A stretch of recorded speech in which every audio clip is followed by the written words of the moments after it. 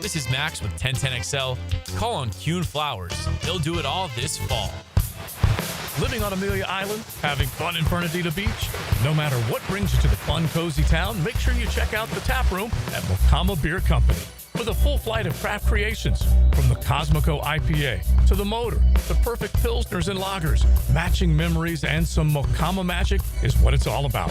Mokama Beer Company in Fernandina Beach, near the big water where the sun is born. And look for more Mokama craft at your local Total Wine or ABC Liquors. Mark Watson with Hardball Creative, letting you know that Hardball now offers web stores, so your employees can order their own branded gear, and you have more time for Wordle. Check it out at hardballcreative.com. Hardball Creative. Hardball does it all. I-9 Sports covers the First Coast with all kinds of sports for kids ages 3 to 17. Fall and winter registration is open right now, like girls volleyball at Duval Charter Bay Meadows, plus plenty of co-ed programs in the Tri-County area. This local sports update brought to you by Chad and Sandy Real Estate. The Jumbo Shrimp fell 8-5 in last night's series opener to Rochester, despite a pair of home runs from Joe Mack and Cody Morissette. Game 2 begins tonight at 7:05. The Jaguars traded for Lions wide receiver Tim Patrick in exchange for a 2026 sixth-round pick. Patrick caught 33 passes for 394 yards and 3 touchdowns last season. It's 88 degrees at 2 o'clock. Time and 10 brought to you by Bueller Air and Plumbing. Stay cooler with Bueller. 1010XL, presented by Farah and Farah, exclusive injury law firm of the Jacksonville Jaguars. When it's game time, Farah doesn't flinch. Now, Lauren Brooks, Taylor Dahl, and Tom McManus. This is Helmets and Heels. Helmets and Heels on 1010XL.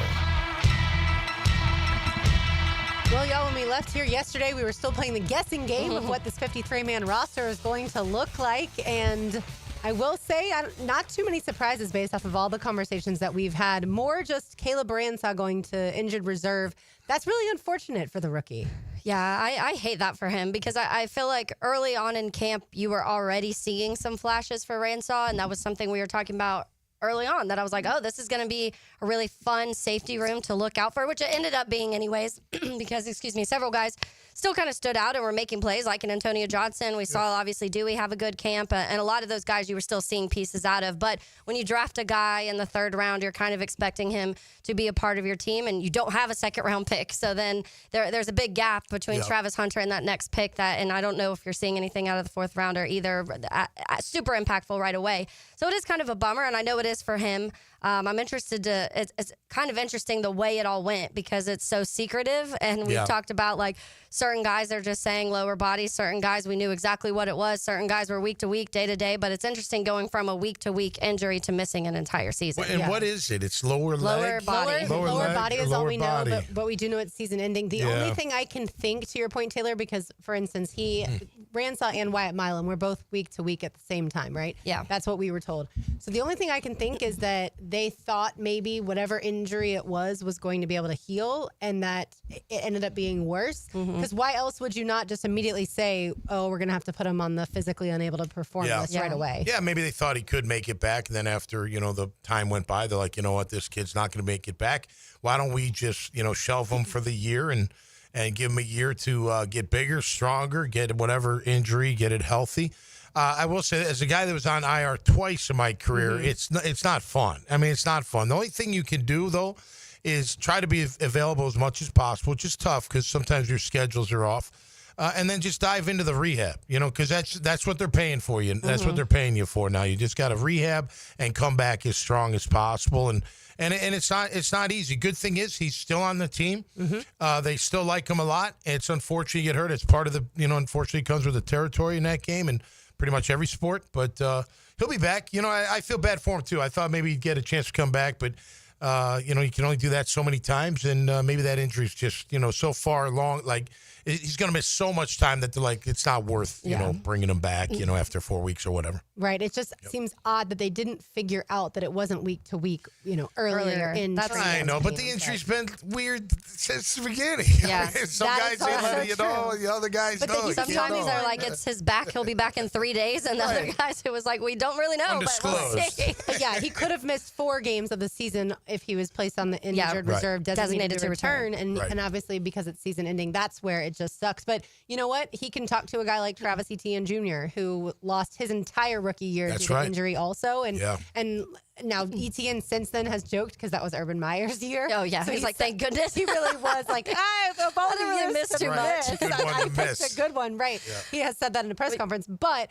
like, he at least can lean on someone like that. Obviously, they're in different position groups and on different sides of the ball. But he does have someone in that locker room that can talk to him about, the mental and emotional strain of not being able to go with your team on the plane every week or, for the away games. Yeah, and we heard, I remember Jamal Agnew had a whole thing where he was talking about how difficult it was during that time because you are so secluded from everything. So that does kind of suck as a rookie to do that. In addition, with Ransaw, it sucks because he's switching positions too from what he played in college to the NFL. So you're losing a year from injury. You're also losing a year in developing what you were that position change you were supposed to be doing. So that kind of stings for him. But I know they said the meetings and stuff, he'll still be a part of that. So you get that, the mental part of it. You're just not getting the physical part. Yeah, and listen, before he got hurt, he was starting to make plays. Like almost every practice, he was making a play. Like, oh, there's a nice play by Ransaw right there on the ball, breaking up a pass or whatnot. So hey, it's unfortunate. It's part of the business, and we move forward, right? I mean, now we got our team. It looks like we got our team. We didn't go after anybody on the wire.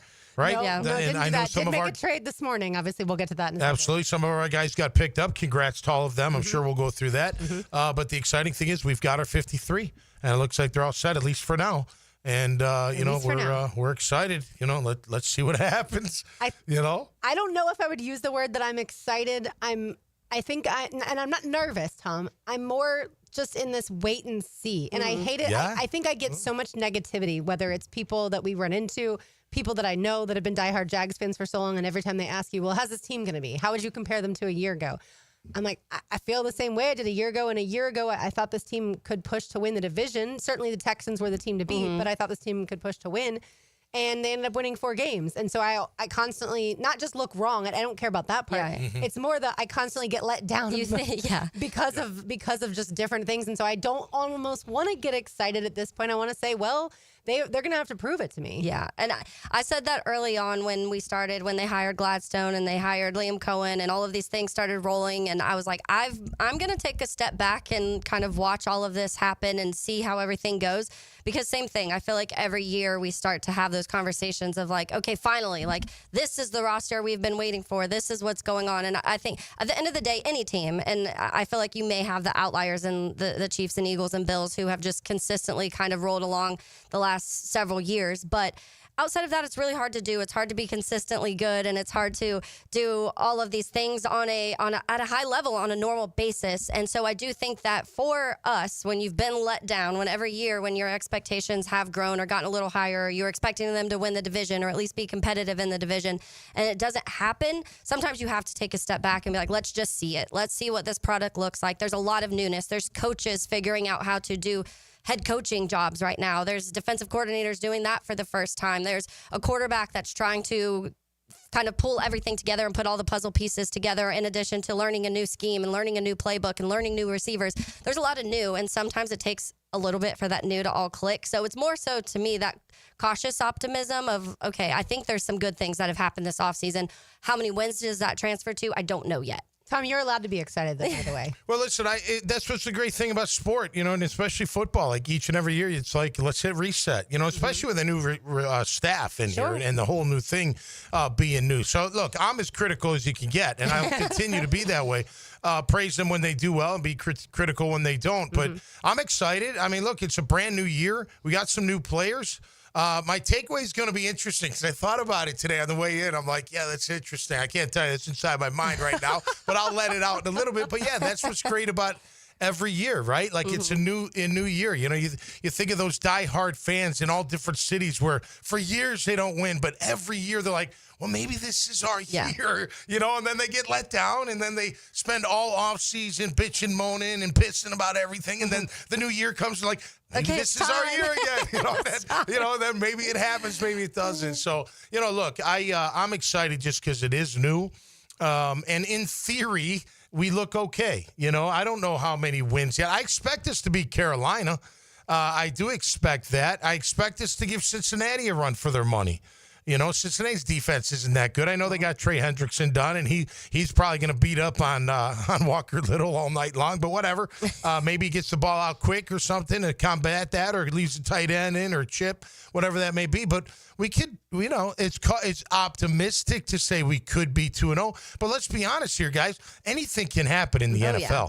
Anything can happen, and even if they start off slow, and I know what history says, 0-2, you'll never make it, whatever. You just never know in this game. You can go on a run, you can get hot at the right time. Yeah, we want them to start off quick. I just want to look. Of course, I want them to win, but I want to see where they're at. If someone asks me where are they at, I don't really know where they're at because all we've seen them is against each other for the most part, and that's not a good barometer. We don't know that. We don't know how good either side is just yet, but we're gonna find out. And then we'll go from there. So that's where my excitement comes. I wish I could be out there playing. I mean, I'd run through the wall right now if I could, in between. You got to go in between the studs for the record. You can't go through the studs. They stop you. But the drywall, you go right through that stuff. So make sure you find one of those stud finders before you consider going through a wall. Concrete. Yeah, all these, I think, are cinder blocks, so let's not do it here. But yeah, I get what your point. I think, too, I'll wake up, whether it's college football Saturday like this Saturday or certainly the NFL Sunday a week from this Sunday, I'll wake up with the juice. Up. Absolutely. Oh, yeah. It's more just I try to be rational because I have not been rational in the past. And certainly coming off of 2017, I picked this team to win the Super Bowl. Coming off of 2022, I thought for sure they were going to be one of the final 4 teams remaining. Okay. And I've been burned. But you have. Okay, so 2017, right? We all remember that. What was the number one thing? The question was, could they handle the success to carry into 2018? What was the answer? No. They couldn't. They crumbled, right? Yeah. 2022, we believed in the hype. Mm-hmm. I mean, the hype was coming from in the organization as well as outside the organization. Sure. Remember, we were hearing about, the records we're going to set. Oh, my gosh. Calvin Ridley came here. We thought it was going to be, next thing you know, we're putting up 30 every single game. He's going to score all these touchdowns. It's going to be great. I remember watching him at camp and being like, wow, this guy's really fast. Holy cow, he runs great routes. Yeah. But this is going to be incredible. And guess what? It didn't happen, right? So we've been burned in that sense. Nobody's believing into the hype, including there is no hype. Yeah. Because they don't have any hype. Yeah. It's just, hey, what do we have? Well, we're going to find out. And I like that position because I love the us against the world. I always have. That movie 300, that's my kind of style. You know what I mean? Come on, bring it on, us against you, and we'll take you on. I like where that position can be. Let's be the underdog. Let's be under that radar. Let's be what Mark Schlereth says. Yeah, they're irrelevant. Okay, fine. Yeah, you know what? We have been over the course of a period of time, but at the end of the day, who cares about that? Let's start in 2025 building something that's going to make us relevant once again, and it starts next week. Yeah, so it's gonna be cool. I will say, if we want to be optimistic and do a little mystery. The year before 2017, they only won 3 games. The year before 2022, they only won 3 games. Last year, they only won 4 games. So maybe it's this pattern. Never know. I just would like to turn it around. Let's do this. Let this change be the ultimate change that goes on beyond 1 year. Absolutely. All right, Tom's takeaways are next. We will continue the Jaguars conversation. You are listening to Helmets and Heels on 1010XL 92.5 FM. He talks, he listens, he tells stories only a coach could know. So you can learn more about the science of quarterbacking. Denny Thompson is the quarterback whisperer, tuned up by Tyson Sound and Security and George Moore Chevrolet. Friday mornings on 1010XL. Southeast Orthopedic Specialist is now offering ortho walk-in appointments. If you have an immediate need for orthopedic care, contact Southeast Orthopedic Specialist immediately. Avoid ERs and urgent care waiting rooms. For more information, go to se-ortho.com. Relieve pain and get back to life. Southeast Orthopedic Specialists. DivorceMenOnly.com. This is Kenny Lay of Kenny Lay & Associates. Our firm specializes in representing men in family law. That's all we do. That's our only focus. We can help with all of your family law needs, such as divorce, custody, alimony, and child support. For over a decade, we have helped thousands of men with these types of issues. We even have an appellate division ready to challenge a judge's ruling. If you need a family law attorney, go to DivorceMenOnly.com. DivorceMenOnly.com. Offices, Jacksonville. Give a man a fish, he'll eat for a day. Teach a man to fish. And he's listening to the Nimnicht Outdoor Show. With tips and stories. Presented by Duck Rooter Plumbing, Septic and Air Conditioning. Every Saturday morning, 7 to 10. On 1010XL.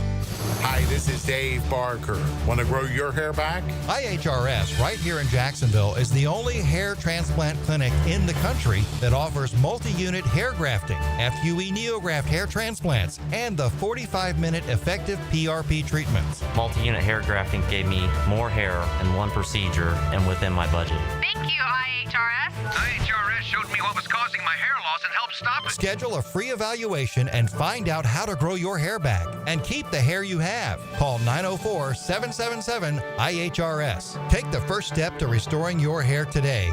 Visit hairforme.com. Now my hair will grow for the rest of my life. Thanks, IHRS. IHRS has been restoring hair for men and women for over 30 years. Call now for a free in-person or virtual evaluation. 904-777-IHRS. That's 904-777-4477. Or visit hair4me.com. I'm Frank Franzi, and I just got back from the farm at Okefenokee. Man, it's incredible. Just an hour north of Jacksonville and Folkston. I was so impressed. It's about connecting with nature, with food, with community. And now you can own your very own handcrafted cabin tucked into a 1,000-acre regenerative farm. Everything you need is there. You'll hardly need to go grocery shopping. Learn more about all of it at okefarm.com. That's OKEfarm.com, the farm at Okefenokee. Overheard at the Hard Rock Bet Party. No, you see, you get $150 in bonus bets after your first $5 bet hits. Did somebody say hit? Whoa, Ray Lewis? We were just saying if your bet hits. Huh. You know I love a good form tackle. We know, Ray. We know. Hard Rock Bet Sportsbook. Roll with us.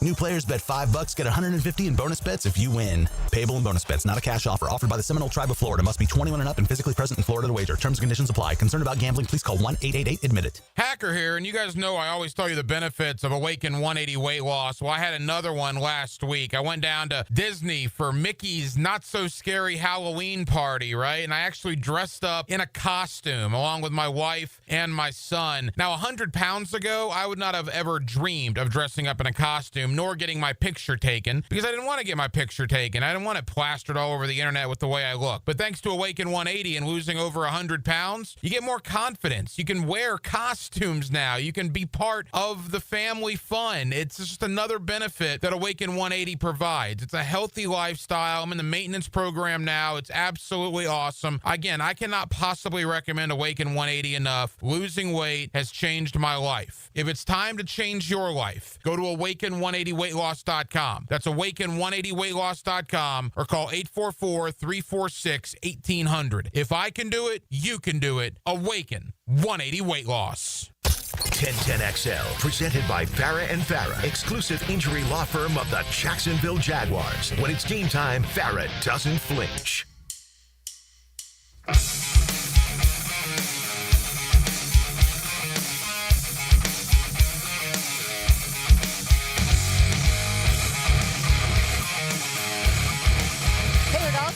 RJ Saunders. I'm Lauren Brooks with you. What are we listening to? This is a band called Hit the Lights. Okay. This is one of my faves in high school. They broke up for a long time and they recently just got back together and they are touring again and they are putting a new album out, so I'm very excited. Very cool. Hit the Lights. Yeah. Sounds good. I almost broke my foot during one of their shows once because it was at Hard Rock in Orlando. And as you can tell, this music is very bouncy. So everyone just kind of bounces in the crowd the whole time to the point where I was kind of just floating. Everybody around me was jumping so much and it was so tight that my feet weren't touching the ground and I was just kind of bouncing. But everyone kept stepping on my foot as that was happening. And so at the end, my whole foot, the top of it was so swollen and bruised by the end. But ouch. It was worth it. Yeah, It was worth it. Do people wear steel-toed shoes, steel-toed boots? Or I'm sure there's reinforced country shows. There's probably but I'm thinking more mosh pit. Yeah, the Doc Martin type shoes are more, and those are some heavy, serious boots. So there are definitely a lot of Docs if you're going to shows like that. But So I would always wear, I still, like, flats have always been my thing, so that's not much protection on your feet. And so that was probably why that happened. We need some steel-toed Vans, reinforced Vans. They might have those now, honestly. They've definitely progressed in there. Yeah. They have ones with, like, memory foam in them for the older people now. Like, all my friends are like, I have my memory foam Vans now. And I'm like, I'm so proud of you, Dr. Scholl's Vans. I feel like she had to, like, pause when she said older people. Older. Yeah, you didn't say Skechers, so we know what we're talking about now. We're not wearing Velcro shoes just yet. But hey, my grandma calls those Skeechers. It makes me laugh. She's like, did you see those Skeechers? I'm like, that is Skechers, Nanny. It is Skechers, I promise. Yeah, all right, we just talked about some expectations for the Jaguars, but right now, Tom has his takeaways. Now, okay, it's go time. Tommy's takeaways. Jacked up by J-Dog Junk Removal and Hauling. Call 506-1256 for your free estimate today. We are here for you. Veteran owned and operated. All right, my takeaway today is I think I figured out I think it was one of the first press conferences that the new brass had here in Jacksonville. And I remember them saying, this isn't a 4-win team. You remember them saying that? And then I'm like, oh, wow. So they must think there must be more talent on the team than 4 wins. But then they gutted the team. And you're like, well, wait a minute. I thought this was only a 4-win team. So I figured it out. They're like, it's a 1-win team. It wasn't a 4-win team. It's a 1-win team. And now we're gutting it. And let's just hope it's all for the better. Like I love the players they kept. Win 4 games? What's that? They got lucky to win 4 games? I'm assuming that's what they meant, because they couldn't have meant that they're better than that, or they would have kept the team together, I would imagine. So now I figured it out.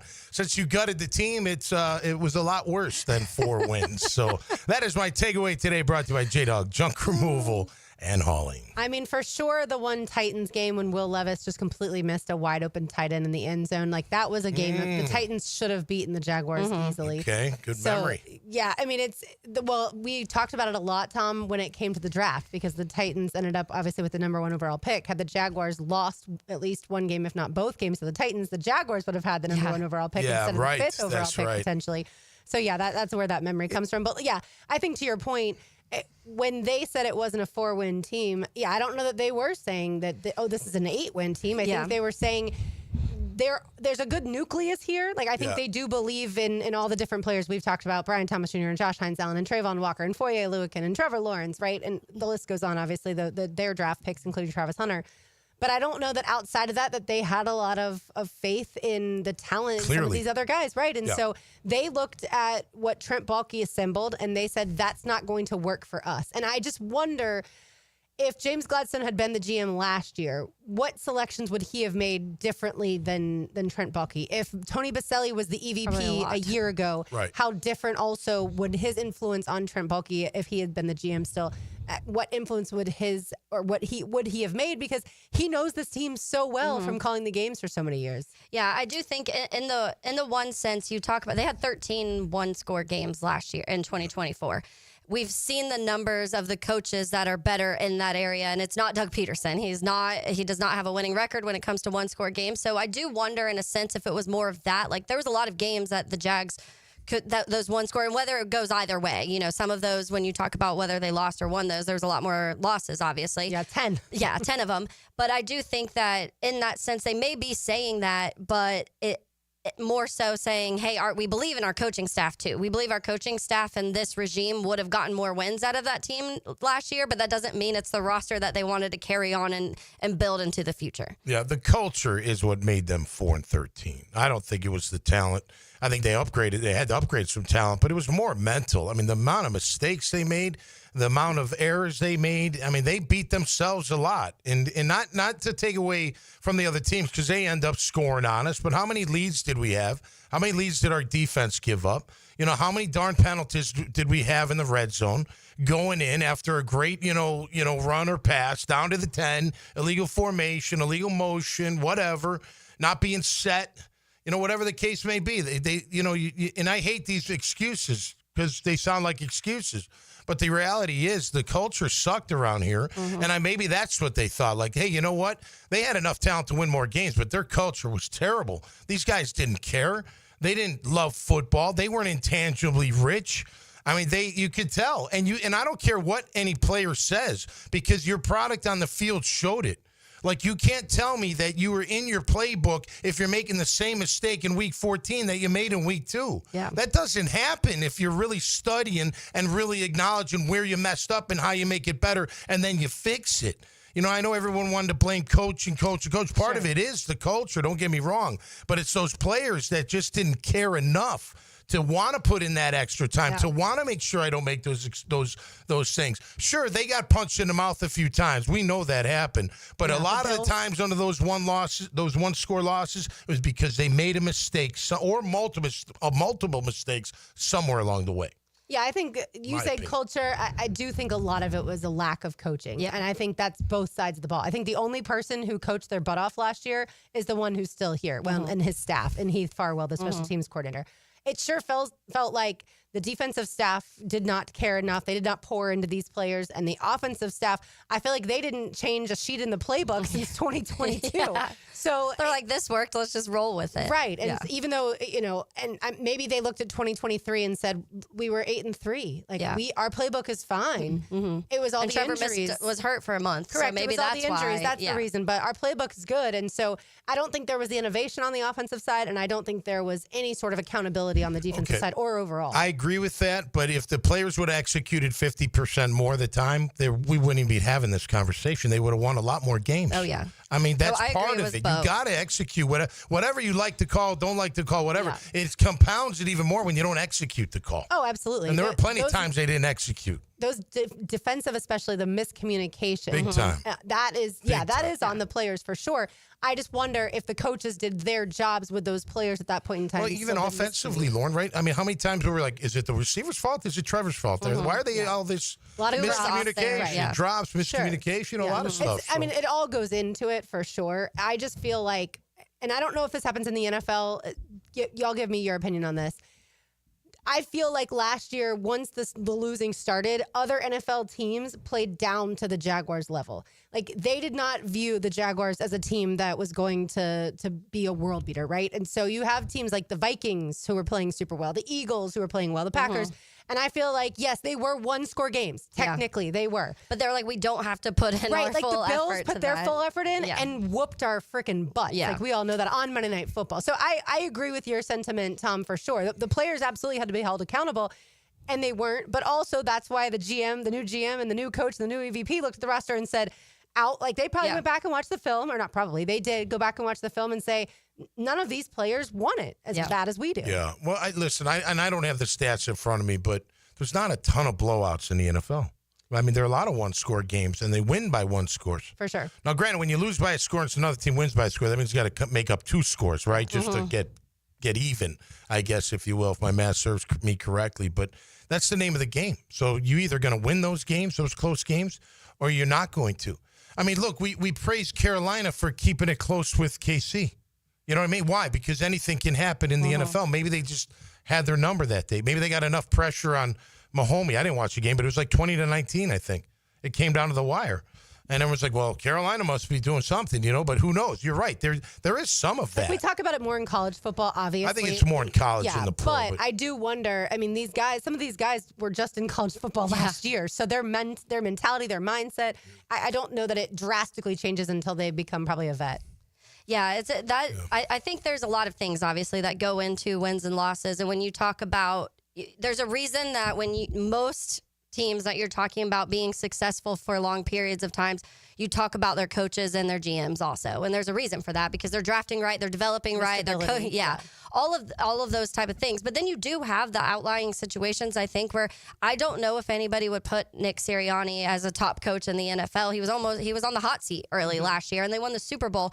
So to me, even with all of it, that's a team you look at that you say, okay, even when the coach was on the hot seat and maybe people were thinking the play calling wasn't going right and you started hearing Jalen Hurts and coach wasn't getting along, the players took over and said, no, we're better than this, and they continued to win games, and they won the Super Bowl. The Jaguars didn't have those players taking over last year, and at some point you do need the men in the locker room to step up. Well, and think about 2 years ago, they were 10-1, and then their collapse was even worse than the Jags, who were at 8-3 or 8-2. I mean, they didn't make the playoffs. So, they didn't revamp the entire roster. I know that. They've added guys, but they had the same guys, and they went back and said, all right, we're not going to let that happen. It's both. It's a combination. It's not one thing or another. We know this. I mean, it's a multiple. That's what makes it fascinating, because it's not just one thing in the National Football League. It's multiple things that go into it. You bring your 2004 car in, and they're not, no offense to people driving 2004 cars, just saying, if you don't take care of it, you bring a 2004 car in, they're not just going to say, well, you need your oil change. They're going to go through the whole diagnostics process and say, well, there's a reason this car is 21 years old. Well, I think for this team last year, and I know people listening are like, hey, guys, we're moving on. Right. They just put out the roster. Let's look forward to 2025. But, of course, you can't, I feel like, make the right decisions about moving forward until you correctly evaluate what's gone wrong in the past. Yeah. I was just going to add, the 3 special teams guys, they care. And Absolutely. They've shown every year since they've been here that they care about their performance big time. Yeah, and it felt like they were maybe the only ones last year. No, there are a few guys. There were Obviously, others. Brian There were Thomas plenty Jr. of others. Worked but super not hard. enough. Yeah, Trayvon. But all right, let's continue to look at the 53-man roster, including the trade that was made earlier today. You are listening to Helmets and Heels on 1010XL 92.5 FM. Lee Bryce. What you know about that tour? Saturday, September 13th, St. Augustine Amphitheater. With special guests Ashley Cook and Lewis Bryce. Award-winning country sensation Lee Bryce. On sale now at AXS.com. Don't miss Lee Bryce Live. Life is about choices and the decisions you make. I'm David Robbins with Epstein & Robbins. If you're convicted of a DUI, you'll have to face severe consequences. Walking through the doors of the courthouse or appearing at a bond hearing can be extremely intimidating. Without the right lawyer, you're likely to make the wrong decision. Let our team help you make the right decisions in court. Epstein & Robbins, the right choice. Epstein & Robbins, fighting for your rights since 1975. Twin Peaks is the best in the game. Here, it's bigger game days and bolder fight nights. I mean, where else can you find a scratch kitchen that always comes in clutch every day from lunch to late night? Only at Twin Peaks, the #1 sports bar. Jacksonville is my hometown, and nobody knows roofing like me. I'm Ronnie, the owner of Brandon Roofing. We handle everything from repairs to full roof replacements, start to finish. We give honest quotes, use quality materials, and clean up like we were never there. We all look at Google reviews, so go ahead and check out ours. We're proud of all our 5-star ratings. I would say we treat you like family, but some people don't like theirs. Go to BrandonRoofing.com today to schedule your free roof quote. License number CCC 1328006. How far is too far? In the all-new 2026 Jeep Cherokee, that's up to you. Powered by a new 1.6-liter Turbo 4 engine, it's the iconic SUV, reimagined to put today's adventures and tomorrow's dreams in reach. So go ahead, keep the good times going. The all-new 2026 Jeep Cherokee. Jeep, there's only one. Jeep is a registered trademark of FCA US LLC. Maxed out on credit cards, struggling with high-interest debt? You could pay it all off in days with Loan Pronto's Rapid Equity Loan. Hey, it's Prosser here. Get cash out now without touching your low-rate first mortgage. No appraisals, no waiting, no BS. The Rapid Equity Loan Program at Loan Pronto is amazing. One Loan Pronto client just got $300,000 approved in under 24 hours. They paid off debt, renovated their kitchen, and cut their monthly expenses by $1,800. That's a huge turnaround. Instant approvals, low rates, no hard credit pull up front. That's Loan Pronto. Listen, your home equity is yours. Use it. Get cash to consolidate your debt down to one easy, low monthly payment. Call Loan Pronto now for a free instant appraisal for your home and see how much cash you can get today. Loan Pronto is an A+ rated by the Better Business Bureau and have nearly 2,500 5-star Google reviews. Call now and start the conversation. Go to loanpronto.com or call 999-1508. That's loanpronto.com. Hey, Jackson's more than a city. It's beaches, suburbs, and a destination. We're also a community that takes care of one another. Hey, this is Tom McManus, former Jaguar. J-Dog Junk Removal and Hauling is dedicated to serving you with respect and integrity. From estate cleanouts to furniture and appliance removal, we handle it all. Call 506-1256 for your free estimate today. We're here for you. We're veteran-owned and operated, and we are J-Dog Junk Removal and Hauling. Transmission troubles? I'm Robin Sidbury, owner of Action Transmission Specialist on Merrill Road. So come in and see how we can help solve your transmission troubles. We service all makes and models. Remember, get traction. Call Action at 744-0755. 1010XL, presented by Farah and Farah, exclusive injury law firm of the Jacksonville Jaguars. When it's game time, Farah doesn't flinch.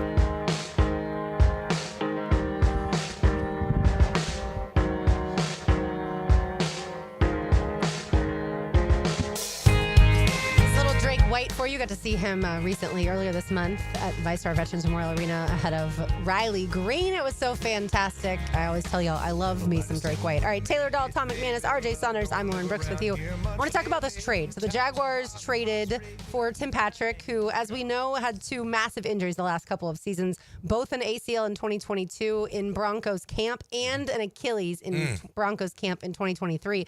If I was him, I would have wanted to leave Denver and head somewhere else, which he did. He went to Detroit, and then the Jaguars gave up a 2026 sixth-round pick for Tim Patrick. He is 6'5", so he definitely fills the void of that big receiver, and Austin Trammell was then, in a corresponding move, waived. But I was wondering, y'all, Daniel Thomas, we know he's one of the best gunners in the NFL. The Jaguars released him, and had they had him on the 53-man roster, couldn't they have just done a player swap and pick for or player for player swap with Detroit and give Daniel Thomas for Tim Patrick and not have to give up the 6th-round pick? Or is it not that easy? Maybe the value's not the same. They valued Daniel more than they valued Tim. You know what I'm saying? So it's not a perfect just swap for a player. Maybe that was it. I don't know. But I would have rather would the Lions want Daniel Thomas also? You'd have to see if they would want, if they need or want. Right. Brad Holmes you can't just be like, here, we'll give you this player that you don't need at all for somebody. Right. Yeah. I just wonder if James Gladstone had kept him on the 53 to then see if a potential trade was open. It may not have been the Lions necessarily, so they might not have gotten it. Yeah. I just wondered that today because it was Jacksonville to Detroit and Detroit to Jacksonville. But in the end, Tim Patrick, we shall see. He's had a season with 6 touchdowns and another season with 5 touchdowns before those injuries. Had 3 last year, 33 catches. Yep. They say he's physical blocker. I didn't know we needed I guess we don't have a possession receiver, right? There's no possession because he's more of that possession type, big type, uses his body to catch the ball type thing. To me, Brian Thomas Jr. can be a possession Well, he's our number receiver. one. Correct. Right? So I'm just saying, who's the other side? Who's the possession type guy? And maybe it's Tim Patrick. I don't know. And on occasion, it's going to be Travis Hunter as the number 2, right? De'Ami Brown. And De'Ami will be number 2, number 3, right? Getting the slide. Parker come in there on occasion.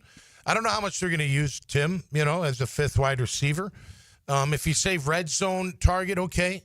I get that, but you have red zone targets. He's a really good run blocker, so I wonder if that was part of it. Maybe they don't love the run blocking that they have of some of their receivers. Yeah. Or they don't want Travis Hunter out there trying to run block because he's a slider guy. Well, and think about it. So it just, from a 30,000-foot view, who's a good blocker as a wide receiver on this team? Brian Thomas Jr. can block. Mm-hmm. Can De'Ami Brown block? I'm sure he's willing to try, but he's not how that great. big. I don't know how good he is. Guy, right? Is Travis Hunter? Parker can block. Yeah.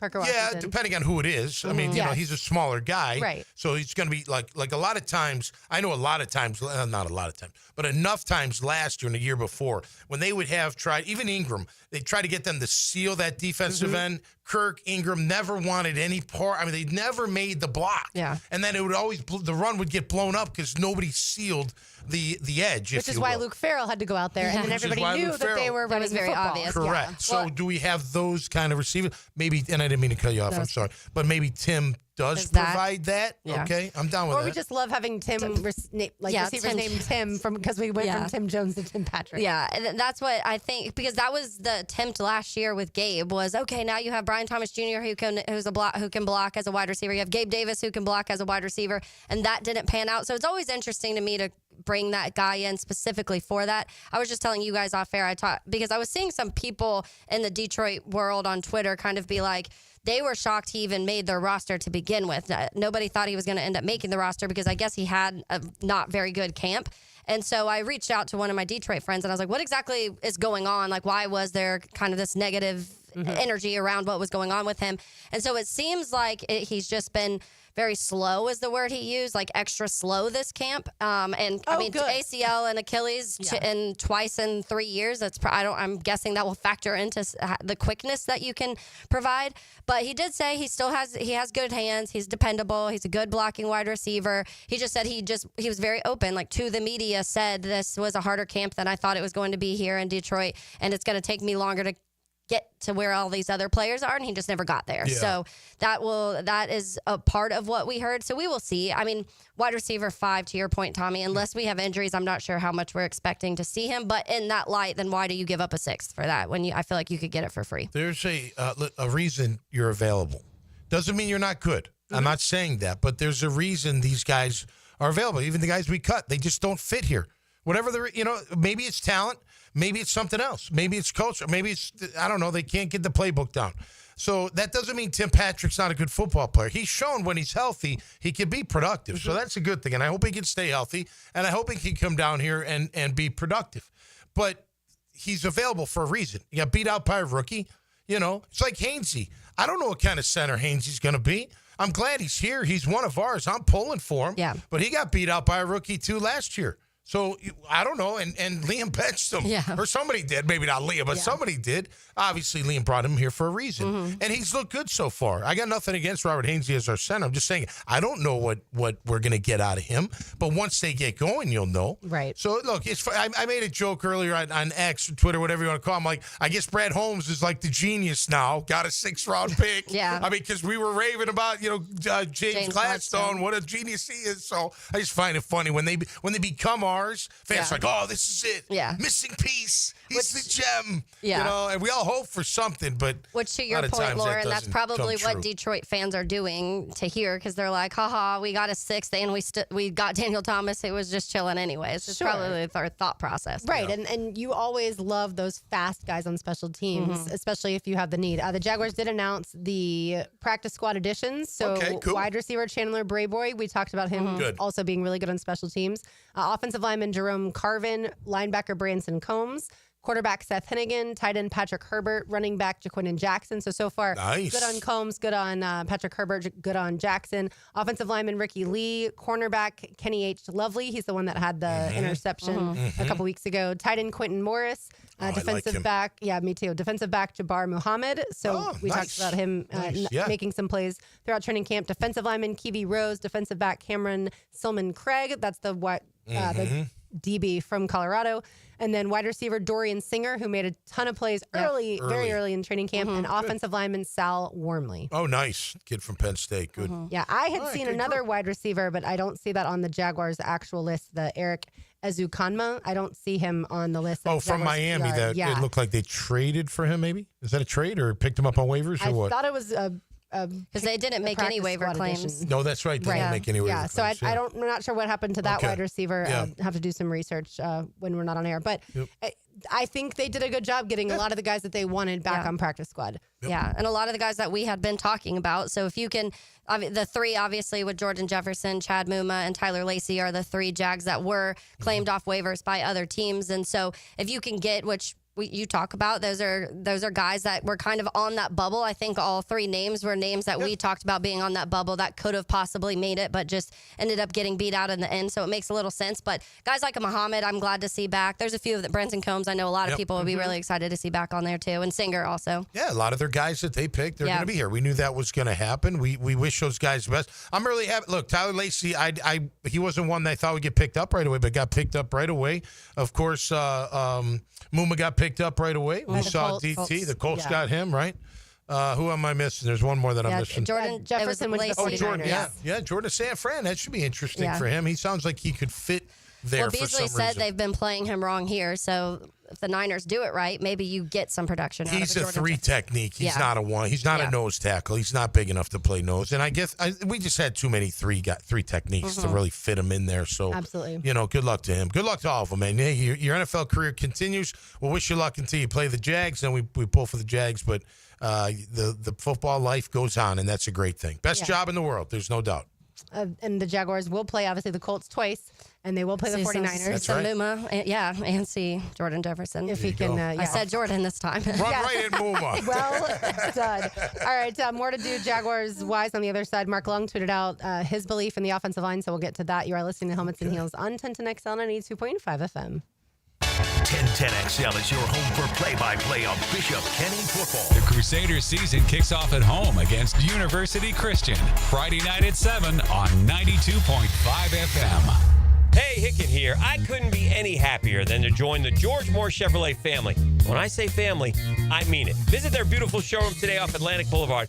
Find out exactly what I'm talking about. No pressure, just friendly help. And whether you want a car, a truck, SUV, electric, pre-owned, you name it, George Moore Chevrolet has it. And if you can't make it over to Atlantic Boulevard, no problem. MooreChevy.com is easy to navigate as any site you will try. It's never been more easy to use. George Moore Chevrolet. Together, let's drive. Hey, fellow Floridians. We're the Wombles. We're retirees with 5 grandkids. And huge fans of natural gas. When the kiddos visit from Ohio, we go through towels like pool water. That's why we love our natural gas dryer. It dries in a jiff. So we use less energy and save money, too. Yep. Now earn up to a $300 cashback rebate when you install a new energy-efficient natural gas dryer. To learn more, go to peoplesgas.com/rebates. This date in sports history is brought to you by Southeast Orthopedic Specialists. On August 27, 2017, Floyd Mayweather defeated Conor McGregor in 10 rounds.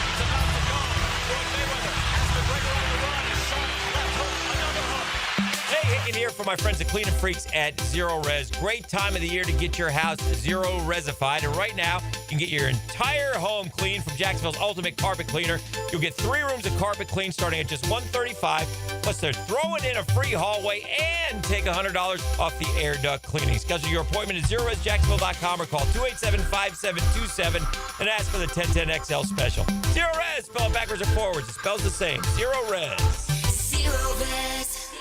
Our slogan, Know Before You Blow, applies to more than just DUI cases. Hi, I'm attorney Lee Lockett of Lockett Law. Battery charges can result in jail time and criminal convictions too, so know before you blow a gasket and hit a loved one or a stranger. Drug crimes like possession of marijuana and cocaine will land you in cuffs too, so know before you blow. In a boating under the influence case, you also have the option to blow or not to blow. So know your options. Know before you blow. Go to knowbeforeyoublow.com now. Offices Jacksonville. Jacksonville, Hickens calling it. Checkmate Coating, my MVP. Tough, slick floors that dominate any space. Checkmate Coatings. Your floor's missing piece. I'm Frank Franzi. I told you my daughter Amber has tried Awaken 180. Man, has it worked. You ready for this? After 3 weeks and change, she's lost 22.5 pounds. You should give it a try. 844-346-1800 or visit awaken180weightloss.com. Bueller. Stay cooler with Bueller. Hey, Jason, got a minute? Always. What's on your mind? This time of year, my air conditioner is running non-stop. Hot all day, hot all night. It has to run constantly just to keep up. Well, that's what they do. But if something happens to it in the middle of a 2-week heat wave, I'm in trouble, Jason. I can't wait 3 days or 2 days or even the next day for service. If you can't get someone here today, I'm sweating by tonight. What if it breaks, Jason? You call me, pal. That's what we do. Bueller Air and Plumbing. But you're probably swamped with calls from everyone else's AC that ran nonstop and then broke in a heat wave, so they called you because that's what you do. But we always have room for an emergency. At Bueller Air and Plumbing, we have techs standing by because we know these things happen. So I don't need to worry. Wow. That time you calmed me down without even using the sunglasses. Oh, I was reaching for them. Stay cooler with Bueller. Visit BuellerAir.com. Frank Franzi here to tell you about the coolest new thing, a putting green in my backyard that my friends at Sunshine Turf installed. Sunshine Turf can do the same for you. They'll come to your house, they'll create a custom design for your space, and you'll have an authentic golf course experience right in your own backyard. I freaking love it. Sunshine Turf is family owned and they made the process so simple. So visit sunshineturf.info or call them at 904-383-0243 and get a free quote today for your own putting green. Get it from Sunshine Turf. 1010XL, presented by Farah and Farah, exclusive injury law firm of the Jacksonville Jaguars. When it's game time, Farah doesn't flinch.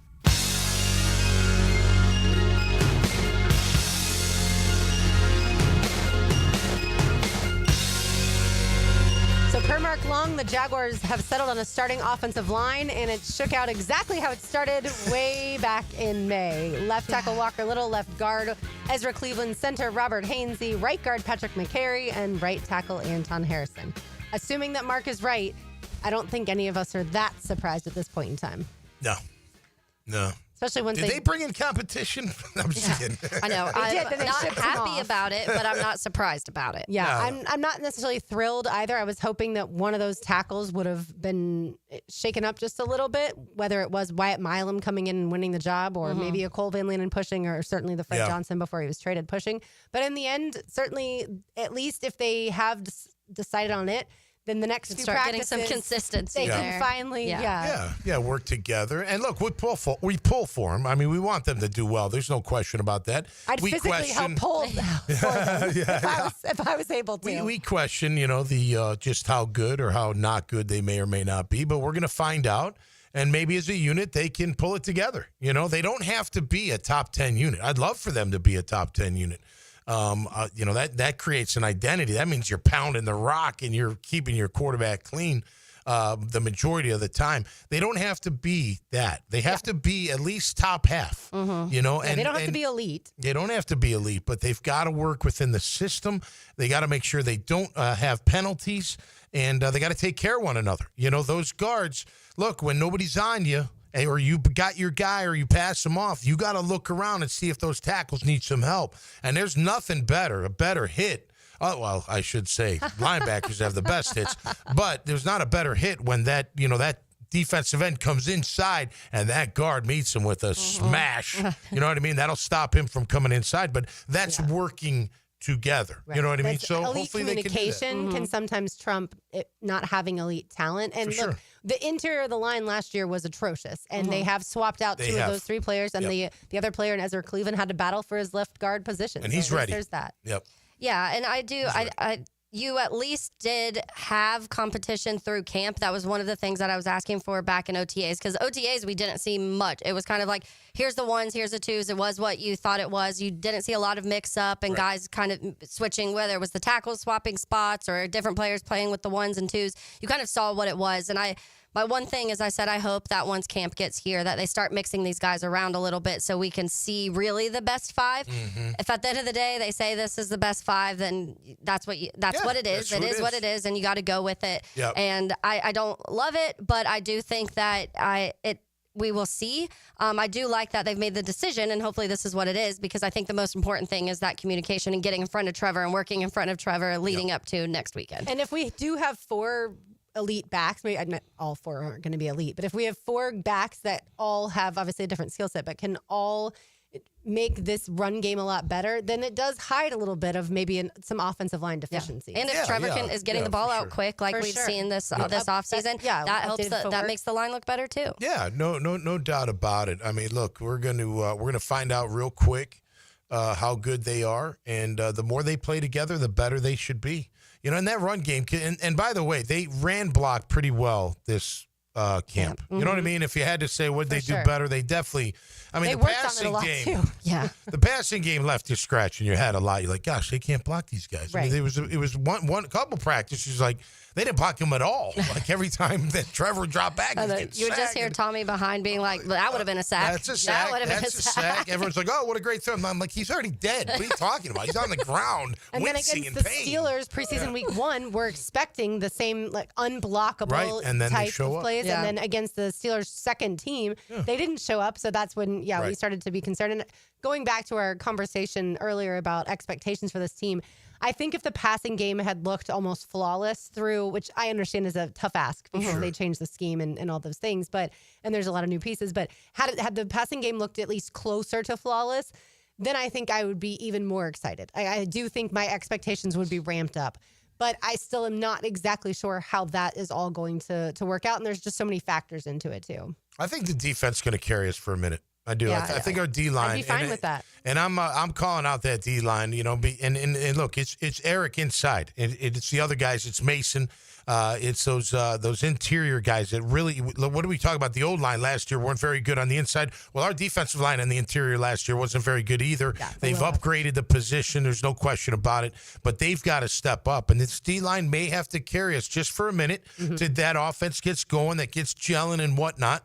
And they have the capability of doing it. And the key, it's always been, in my opinion, not just the edges. It's Eric Armstead at that 3 technique. He makes that much of a difference on the inside, in my opinion. And really, if that fourth guy, whoever that may be, and it may be a few different guys, they get that solidified. They get a pass rush, like a little NASCAR package going, thanks, Brian. NASCAR, you know what I mean? And really get after the QB.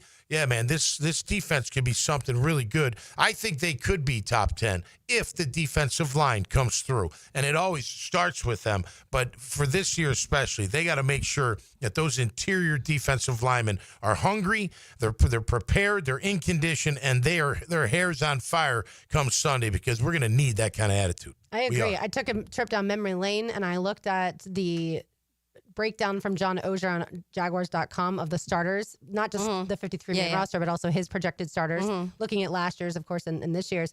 But last year's, when you look at defensive ends, Josh Hines-Allen, Trayvon Walker, others on roster, Eric Armstead, and Miles Cole. Yeah. So literally they listed Eric Armstead as a backup defensive end, which is atrocious. Rather than just playing him where he actually plays. Correct. And then if you look at what's interesting, obviously this year he's listed as a starting defensive tackle next to Devon Hamilton. But if you look at John Ozier's projections for the starters for this year, as far as linebacker, Foye Oluokun, Ventrell Miller, and Dennis Gardeck. He has those as the starting linebackers. I found that interesting, but also I do think that's an upgrade over last year.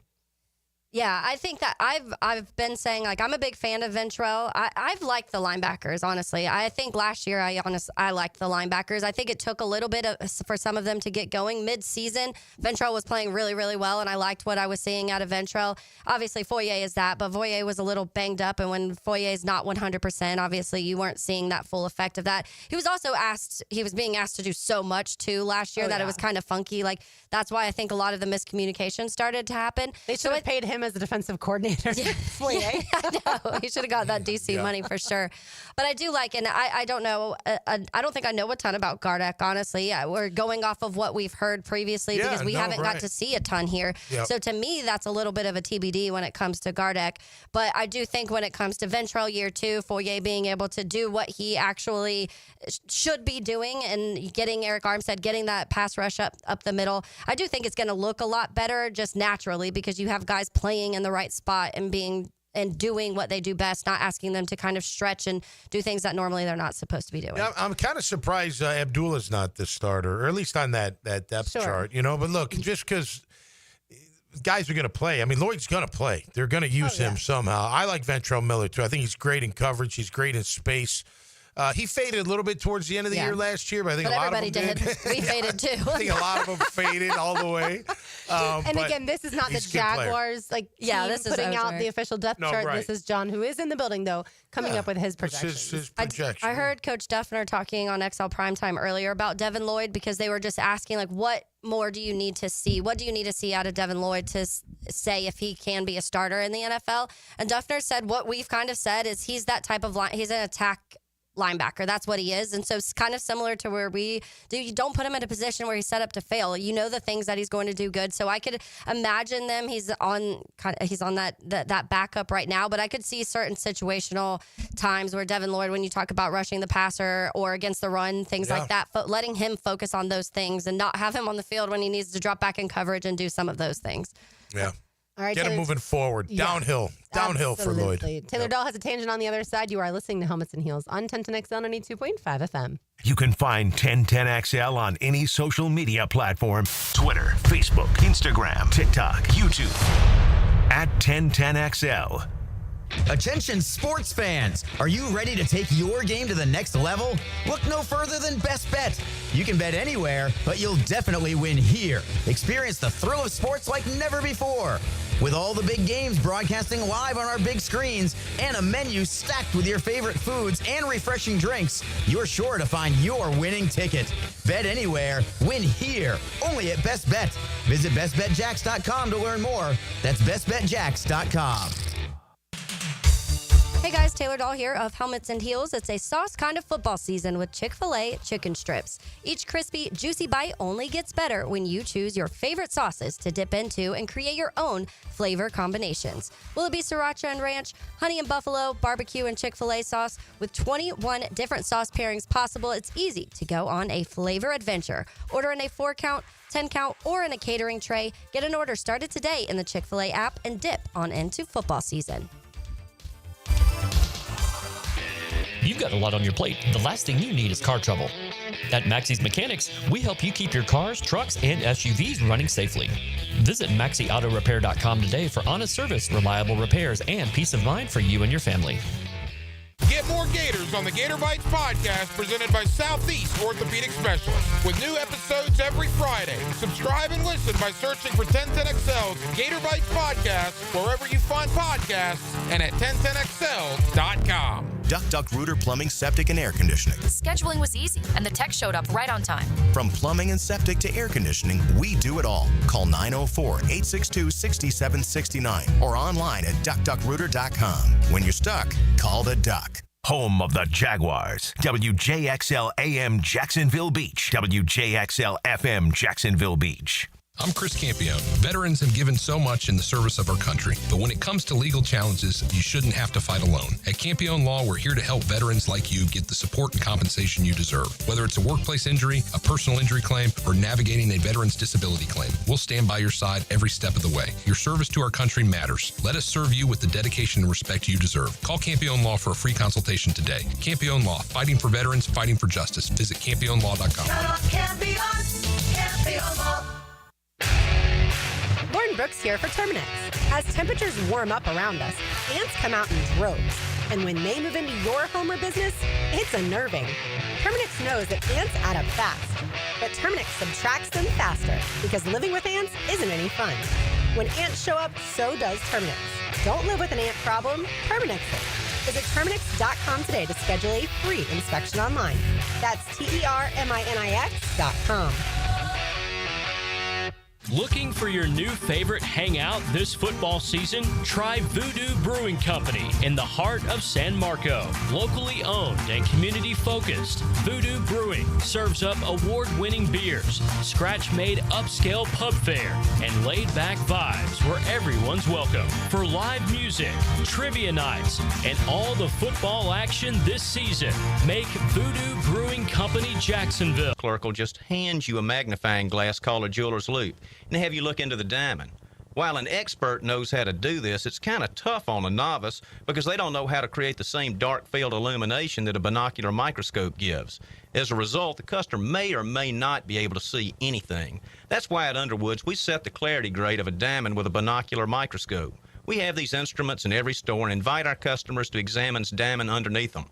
We can show you the microscopic inclusions that affect the rarity and value of a diamond. So if you're shopping for fine quality diamonds and want the facts, come see us at Underwoods. That's Underwood Jewelers in San Marco, in Avondale, or the shops of Ponte Vedra. I'm Max Fink with your 1010XL Southeast Orthopedic Specialist Local Sports Update brought to you by the Jumbo Shrimp. U.S. Ryder Cup captain Keegan Bradley announced his 6 captain's picks to play alongside automatic qualifiers Scotty Scheffler, J.J. Spahn, Xander Schauffele, Russell Henley, Harris English, and Bryson DeChambeau. Bradley left himself off the team, selecting Justin Thomas, Colin Morikawa, Ben Griffin, Cam Young, Patrick Cantlay, and Sam Burns. The Ryder Cup will be held September 26th through the 28th at Bethpage Black. It's 87 degrees at 3:01. Time and 10 brought to you by Bueller Air and Plumbing. Stay cooler with Bueller. 1010XL, presented by Farah and Farah, exclusive injury law firm of the Jacksonville Jaguars. When it's game time, Farah doesn't flinch.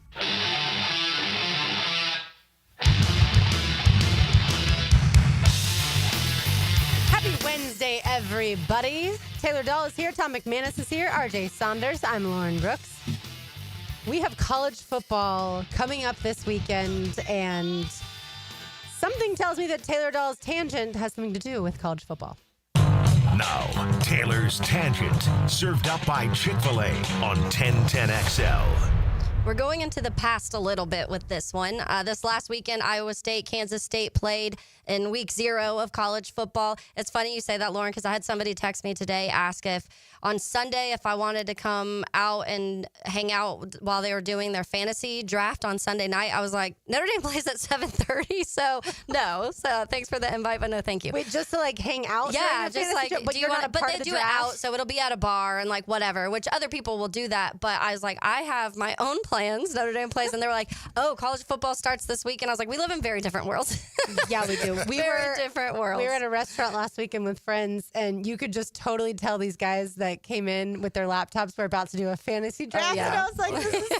But it was just Tis them. the Like, I think I'm guessing the two of them were on the same team, because it wasn't like a huge table of everybody drafting in fantasy. Or some people now, like we have one of our leagues here where it's online, but some people will still go out and like do it in an environment, and some want to do it from home. So we have a group where some of the people in ours are going to be at a restaurant doing it, and some will be at home. So maybe those two guys were in the same league, but they were like, let's go have a beer and do our draft out, and then while everyone else sits at home. So there's definitely different ways you That reminds me, I got to reach back out to Fan Cam because he's the GM in my team. Like, I don't do anything. I'm just the face of the team, but he's the GM. I don't do anything. He handles it all. The drafts he and does all it that. all. I mean, he does all the trades. He just does says the this is lineups. Tommy's team. Yeah, and then I always go GM. Let's, LFG. Let's go, We've won. I think we won once, and we've lost a few times. Denny Thompson does that. Yeah. His son, Walker, I believe is his name, is his GM of his team. Like, Denny has a team here. It's Denny's team, but Walker drafts for Denny. I forget. I really forget the line. I remember I really tried one year, and I put a lineup in. It was probably with Dempsey, and he's like, that guy's injured, right? And I'm like, no way. He's like, yeah. I'm like, yeah. It tells you. It says, out. Q, questionable. It's a long time ago, Taylor. I don't know if it's that detailed. I don't know. But no, me and ADD and that fantasy. I like fantasy music. How about that? Fantasy rock and roll. But it is fun. It's fun. It is. It's Yes. fun to watch. It can be fun, yeah. It just depends on the group that you're with. Yeah. I feel like I would be one of the ones who would want to draft from home just to not get distracted, because I feel like if my pick's, right before someone else's, they would want to distract me if we're out because they want to get a better pick. Yeah, everybody's usually pretty serious about their fantasy teams. I used to be way too intense and put way too much time into it. Like, I had spreadsheets that were color-coded and, like, all of this stuff. It didn't help. Yeah. So I was like, I do enough during the weeks and off season I feel like I have a pretty good grasp on the base of teams, and so I started taking a step back, and literally the first year I stopped doing the like charts and stuff. I won the one league that I was in, and so since then I'm like, all right, I'm not going to put this much stuff into it. I was overthinking. Yeah. But yeah, so as I was saying, they had the Iowa State Kansas State game that was in Dublin this last weekend, and so I thought this was hilarious. Taylor McGregor, who is the Cubs, she's the Cubs team reporter actually, but she does a lot of college football once college football season starts. She's fantastic. I love her, but she was out in Dublin. She was the reporter out in Dublin for that game. And so she was walking around the town and was asking just kind of pedestrians walking around their knowledge of college football or just football, American football in general. It was hilarious. So I wanted to play this clip because I was telling Lauren yesterday, I was like, I think sometimes like we're so engulfed in this world that we forget that some people just they don't know anything. Like some of the questions I was like, what? How do you not know that? But then if you don't know, I mean, if you ask me about whatever cricket, I'm not going to be able to answer too many questions. Yeah, rugby. Like rugby, I know a decent just because I've asked enough, but there's definitely not the knowledge that I have about football. But RJ, roll the clip, please. Do you know any college football teams in America? Yankees? Dodgers. The Dodgers. Okay, Trevor, do you know what a touchdown is? Yeah. What's a touchdown? It's when you get the ball over the line. I think it's when they go over the line and land the ball on the ground. How many points does a team get if they score a touchdown? 4? It said 5. 4? 6. 6. Close. Right. Is it 5 points? 6? No. 6. You're getting closer. Getting closer. What's Iowa State's mascot? Mickey Mouse. A possum. Chicken. You know Kansas State's mascot? I don't, but it's probably something like a tractor. Wolf? Barney. was Farmageddon, so the tractor kind of makes sense. I know. Midwest. I was laughing so hard at those, though, in the beginning. When they said the Yankees and the Dodgers are two college football teams, I was like, well, they know baseball teams better than they do. Okay, so truth be told, if I was on the street and you asked me how many points a touchdown is and I wasn't from here, I feel like I would say 7. I would probably say 7, too. I was expecting 7s. Yeah. Because I think even, honestly, you'd probably ask some Americans, and if they weren't like diehard football fans, they would say 7 because usually you get that extra point and it's 7 points, so they attach all of that together. Yeah. But yeah, I said a tractor. That was Kansas hilarious. State tractor. Good guess. What is the Iowa State? Cyclone. Oh, like a tornado? Mm-hmm. Oh, okay. Huh. Yeah. Kind of an interesting one. They get a lot of tornadoes in Ames? I would imagine so. Some cyclones? Actually, yeah. They're Iowa State. It's Cy the Cardinal. Okay. Is there, and then Kansas State obviously is that Wildcat. It's like the purple. But I know for a fact I wouldn't be able to go through every college football team and tell you all of their. I'm not. Mascots? I can't. Well, I wouldn't be able like to do it. We should play a game and try. Yeah. See how many we can name. We could be like That'd be interesting. Together we could probably do a good job. But yeah, I can tell you Long Island's the Sharks only because they play Florida on Saturday. You've been prepping for that game. That is correct. A lot of research going in today. I've been doing push-ups as well.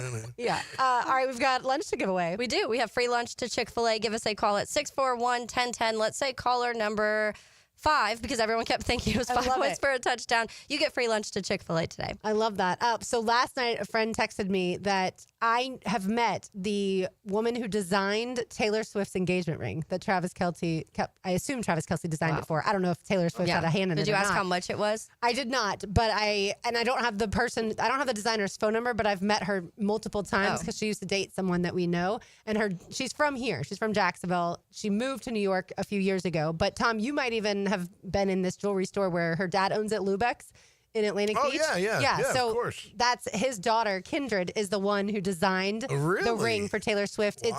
I read that it's between 7 and 10 carats, and they think probably around $750,000 to $1 million for that. Honestly, though, when you think of how much money they have, I feel like $1 million for a ring isn't but that how bad. big of a ring can you put on your finger and walk around with it? You know? Well, I also hate jewelry, so I'd be like, give me just something cute and simple. But I guess he has a Super Bowl ring and she has this massive one that's about the size of a Super Bowl ring. That's right. They can wear them together. Yeah. I was like, hey, shout out to Atlantic Beach. That's and we have a lot of ties to Taylor right now with Colin Saunders and then now the jewelry. That's right. It's all coming together. Monday Night Football, baby. Halftime show. And let's go. National anthem, too, if she would. Sure. On a serious note, no Rashee Rice. He has been suspended for the first 6 games of the NFL season. So the Jaguars will not face Joe Mixon with the Texans, and he may not even play this season. We're not sure about his ankle injury. And then Rashee Rice, because of that automobile stuff, 6 games. Suspended for 6 games. So the Jaguars, if ever they play the Chiefs again this season, that would obviously be the postseason, then they might have to face Rashee. But that Monday Night Football game, Xavier Worthy value is rising on my fantasy league. Yeah, right. You got that correct. No All right, doubt. more to do on the other side. You are listening to Helmets and Heels on 1010X on 92.5 FM. Get in the huddle with 1010XL's QB. All right, guys, let's make a play for 1010XL. David Garrard joins Mike and Fat Tony on Jaguars Today. Restored by Resto Pros of Northeast Florida on 1010XL. Fall is here. The air is crisp. Football is on, and the perfect backyard atmosphere starts with a high-quality fireplace from CSS Fireplaces and Outdoor Living. Hey, it's Joe C. Imagine nights by the fire, cheering on your team, surrounded by friends and family. CSS can transform your outdoor space into the ultimate game day destination. Stylish, warm, and built for memories.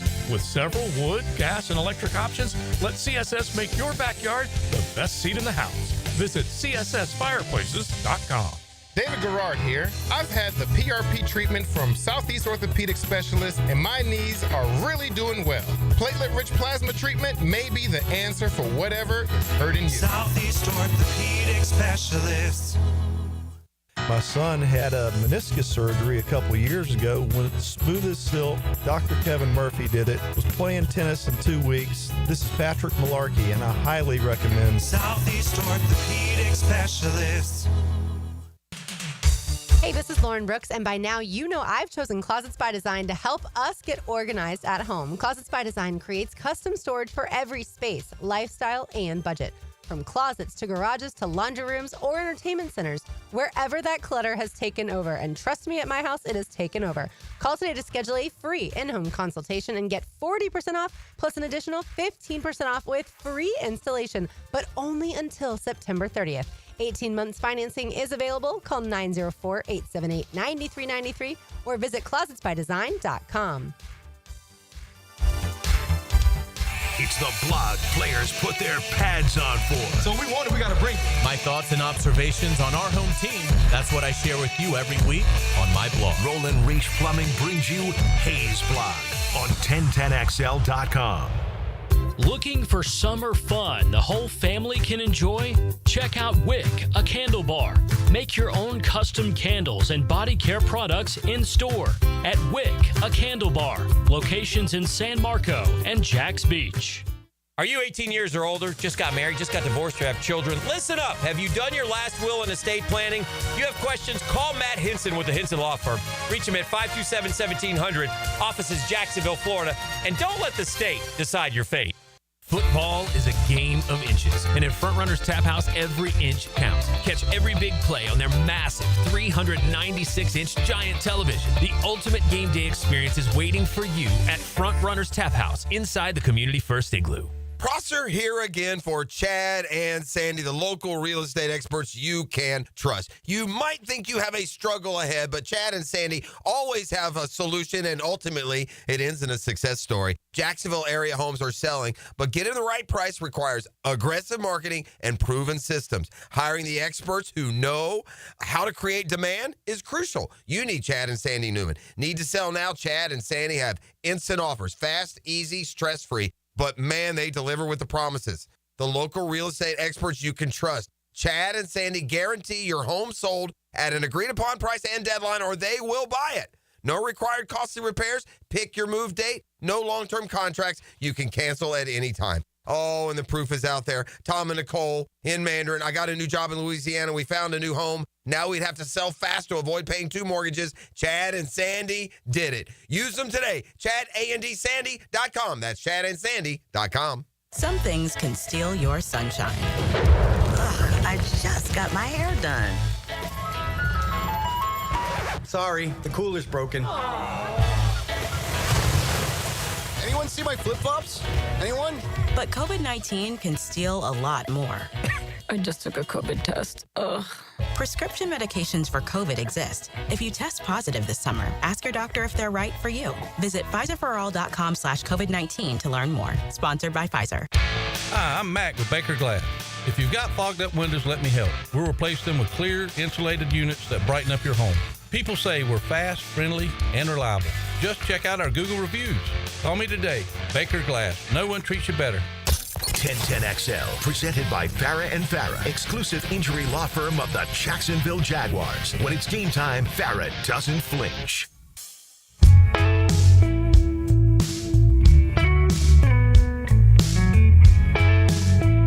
We were talking a little college football.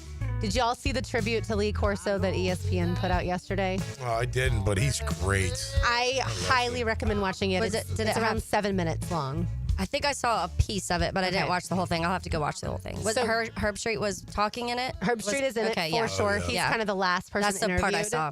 That And- made me cry just watching him. So yeah, and throughout it, like it shows a few different family members of his, and so Lee Corso gets, of course, teary-eyed throughout it. And then as the viewer, I'm definitely getting teary-eyed throughout it. So I'm excited that they're bringing him back for at least, the first game this year. But it's going to be weird to not have him a part of game day. But my favorite part of it, and this is going to spoil anything, but almost every single person interviewed talked about the way Lee Corso treats others. Like almost every single person, and they interviewed several. One of the first things they say, not like, yes, you're the face of college football and you have been and you've done a great job. And the mascot stuff has been hilarious. And you're just a wild card every single Saturday as far as how you're going to act, what you're going to say. The not so fast, my friends. Like that's all certainly a fabric of our college football lives. But it's always about, like, you made me a better father, husband, friend, because of the way I saw you treat every single person. And that, to me, was like, give that man his flowers. Yeah. Yeah, he's iconic when it comes to college ball. He'll always be one of those guys you remember forever. You know, you think about like Howard. I think about Howard Cosell. Sure. Never forget him. You know, he was incredible. When he did those Monday Night Football highlights, we were allowed to stay up and listen to those. You know what I mean? You remember that kind of stuff forever. Lee Corso's like that times whatever. You know, he's just always been a staple. His humor. You know, the way with the mascots, the way he picks it, the way he talks, and Herb Street. You know, look, we're taught to respect our elders, right? But he always seems to take care of him. Like he always is next to him. He's always trying to help him. Just shows you how much you love the guy. You know what I mean? You do that for people when you care about them that much. You know, definitely. So hats off to ESPN, and I want to see that. I haven't seen it yet. He's iconic, man. He'll be remembered. You think of also like who did Whoa Nelly? Jackson. Yeah, Keith Jackson. Keith Jackson. Like he was like for college football. Whoa, Nelly. That was just, you'll never forget that. You know, the same for Lee Corso. You'll remember him forever. Yeah, that voice is embedded into all college doubt. football. Absolutely. Yeah, I think that when you talk about the human side, and we say this about players too, you forget sometimes because you love football so much, so it's just like football. Yep. And then you take a step back and you're like, there's a lot of really good people and obviously Lee Corso is one of those. And the clip, I need to go watch the whole thing, but the clip I did see of Herb Street, that was his whole thing. Like he could barely make it in through the first sentence without crying, but that was a lot of it of how much he taught him of just the human side of things and being kind to people and, you know, that type of thing and how much he appreciated them. But I remember I think it was last year when on one of Lee Corso picked Notre Dame. It might have been week 1 against Texas A&M. And I was like, I don't know if he's going to, because he's kind of falling over off the stage. And I was like, oh no, Lee. And Herb Street over there immediately like doing the little Irish dance with him upstage. And those are the moments when you're talking about Tommy. It was like a father figure to him pretty much is how he treated him. Which means a lot. Which shows just how much he was so well respected and how loved he is. So that's awesome, man. Yeah, like I said, I highly recommend going to watch it. Yeah, for sure. And then I also read this when it comes to college football, which I found interesting, and I was surprised I didn't know this. All the players at service academies are not allowed to make a single dollar when it comes to NIL. Wow. Because of government laws, because they are technically government employees, which always makes me think one day the student athletes will eventually become probably university employees, even though the universities don't want that. But I feel like that's down the road. But yeah, like, so for instance, one of the better quarterbacks this year is going to be Blake Horvath for Navy. Right? We just talked to Randy Cross, who's going to call his game this weekend. Blake Horvath, had he wanted to transfer out of Navy, would have probably made a couple $1 million to be able to go play somewhere else. Yeah. And he will make $0 through obviously NIL. He does get a stipend monthly of $1,300 from the Naval Academy, but $2 million versus $1,300 a month, a little bit different. Obviously, he's very happy where he is, and most of those, and most of the you need those type of people still in college football. Sure, I wish there was more of them. And most of the students that go to service academies, they're at a different level. They know their future is probably not playing in the NFL. Now, granted, Ray and Lane here for the Jaguars went to Navy. But for the most part, they know their future a lot of times is going to be military oriented. But when I read that story, I was like, attaboy Blake Horvath. I love that. I didn't know that, but I do think that when you talk about the loyalty to programs, that the military as a whole, other level when it comes to the appreciation and the loyalty you have to that. So it's a program, the school, but also the military in the United States that they're adding that loyalty to. So I respect that. I respect that so much. Yeah, well, listen, we played Navy and Army pretty much every year at Boston College. Been to Mikey Stadium, been to Annapolis. My first flyover was in Annapolis. True story, I was on the kickoff return team. It was the opening kickoff, and we were like, the front line puts their hands on their knees and kind of looks down, and that I didn't see it coming. I didn't know what to think. It was absolutely insane. But those guys and gals, the football players, they man, to be able to go to practice after the schooling is really difficult. Really, all really their stuff that they have to do for the Army, the Navy, whatever, and wrap that into one day. I mean, that's what makes them special, man. And I do think they deserve a little money. I mean, I know they probably can't because of the red tape and all that, but they deserve it just like any other student athlete out there. Probably deserve it a little bit more with what they have to go through. They actually have to go to class. They actually have to study. They actually have to get good grades to maintain their position, within the ranks and on the team as well. So Tommy Zitello recently, the Zitello family, great family here. He recently graduated from West Point, and I saw him probably like 3-4 months ago. Good kid.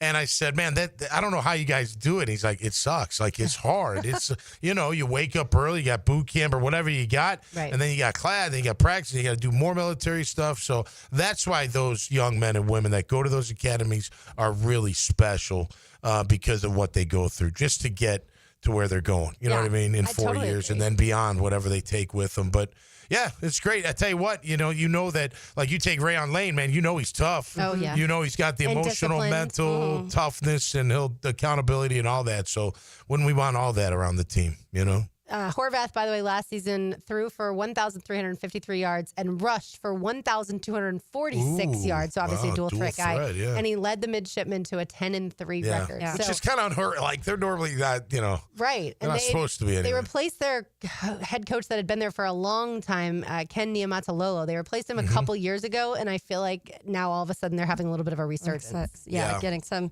recruits up there. Yeah, Paul Johnson was there for a little bit. He had it going on with Navy for a little bit. So they've been good. It's tough. Listen, it's tough. Now it's Brian Newberry. Yeah, nice. It's tough to, again, it's a special kind of person that wants to go to the academies. Oh, yeah. But I tell you what, when you go and come out, your future, you got a nice future ahead of you. That's for darn sure. Absolutely. All right, time now for today's Terminix Pest of the Day, is always brought to you by our friends at Terminix. They take care of Everbank Stadium, ViStar Ballpark, ViStar Veterans Memorial Arena, and all of your favorite event venues around town. They do such a great job at our house. We used to have little ants. We also at one point in time had carpenter ants. Ooh. Oh, no. If you've ever had an infestation of carpenter ants, it is not fun, and it's creepy almost at the same time. So they will handle all of your pest control needs, including termites, wasps, all of those things. All right, so everyone's been making fun of Florida playing Long Island, and I understand why, right? Like, there's not even a spread posted for the game. Oh, no. However, I would like to inform everyone that there are 3 other games that we should make fun of this upcoming weekend. Let's do it. Thank you. Not just Florida playing host to Long Island. Here. Yeah. You got that right. The first one will be Georgia playing Marshall. Georgia is a 39.5-point favorite over the Marshall Thundering Herd. So, again, if you want to make fun of... Was there a spread for that and not for... they just don't know enough about Long Island? Or I think it might be larger than... If Marshall played Long Island, though, who would win? Marshall. Yeah, they probably kill him. And probably most of these That's teams. fair. But then Illinois let me go to Penn State. Penn State is favored over Nevada, 44.5 points. Yeah, that's kind of weak. Yeah. So, that's weak.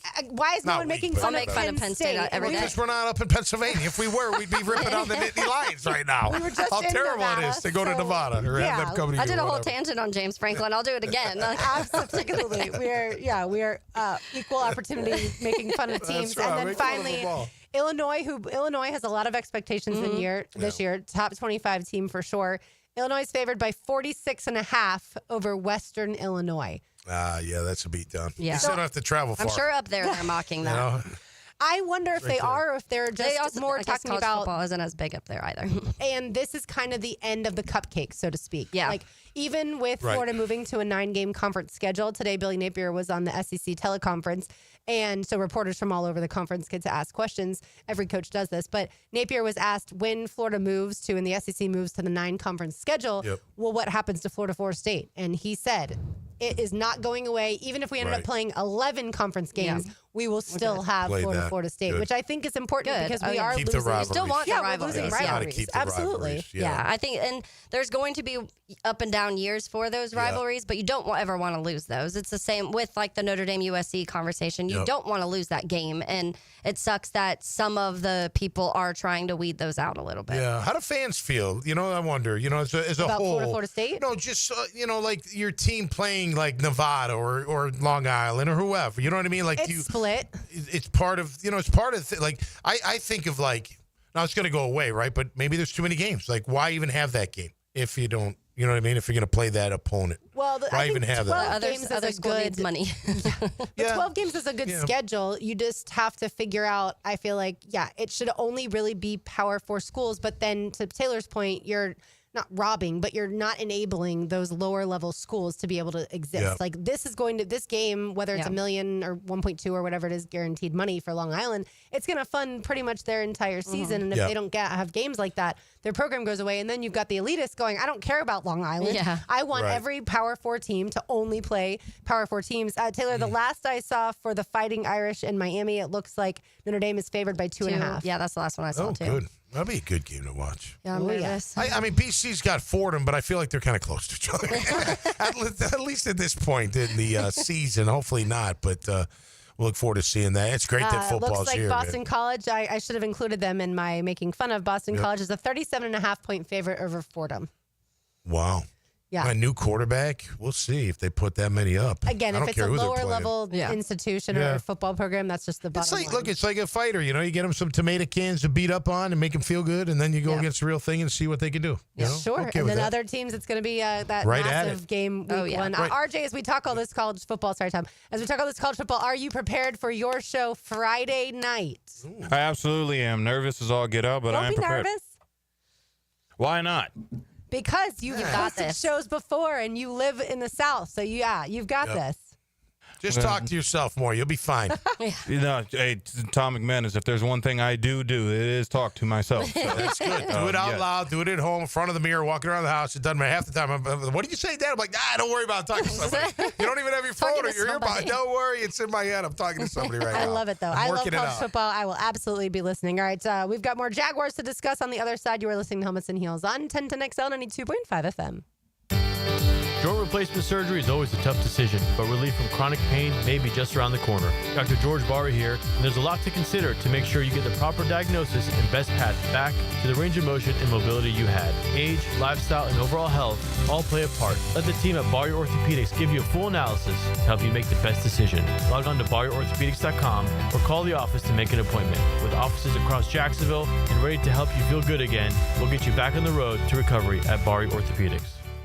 Hey, it's Joe C. Summer in Jacksonville means the sun is hot, the grills are fired up, and your water heater probably full of sludge. Nah, not mine. Think, when was the last time you flushed your water heater out? It's okay, you can say it. Probably never. Flushing a water heater each year improves its efficiency and extends its lifespan. They sure don't make them like they used to. So call Roland Reese Plumbing for a routine water heater flush out and any other plumbing needs. 260-7059 or at plumberandjacks.com.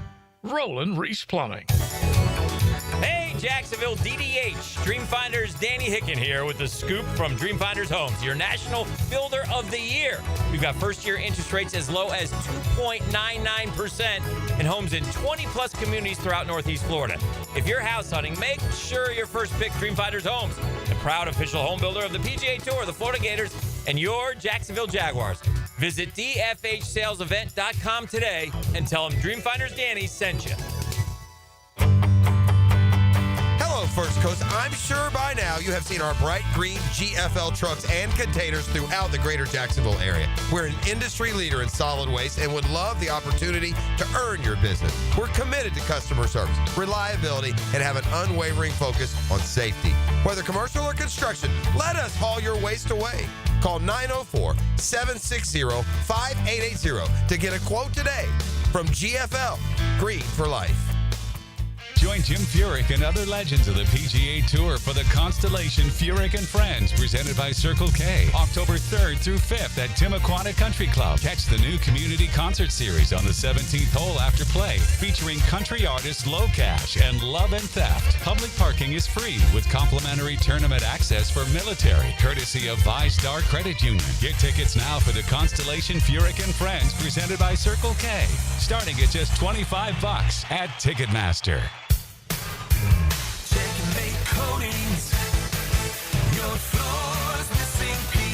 Pickett here with a game winner. It's Checkmate Coatings. I've scouted them all. And this Jacksonville crew's the real deal. I'm Brendan, owner of Checkmate Coatings. We transform pool decks, driveways, and patios with pro precision. Score big at checkmatecoatings.com. Checkmate Coatings, your floor's missing piece. Checkmate Coatings, your floor's missing piece.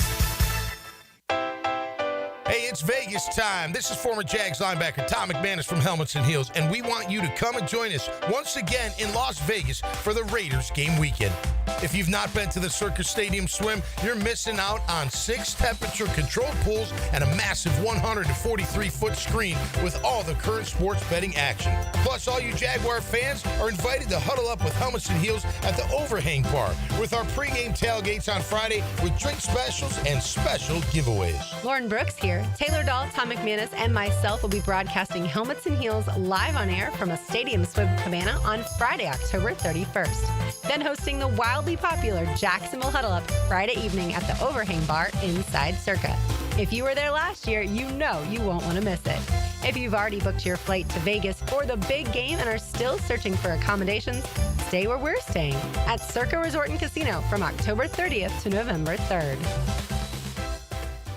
1010XL, presented by Farah and Farah, exclusive injury law firm of the Jacksonville Jaguars. When it's game time, Farah doesn't flinch.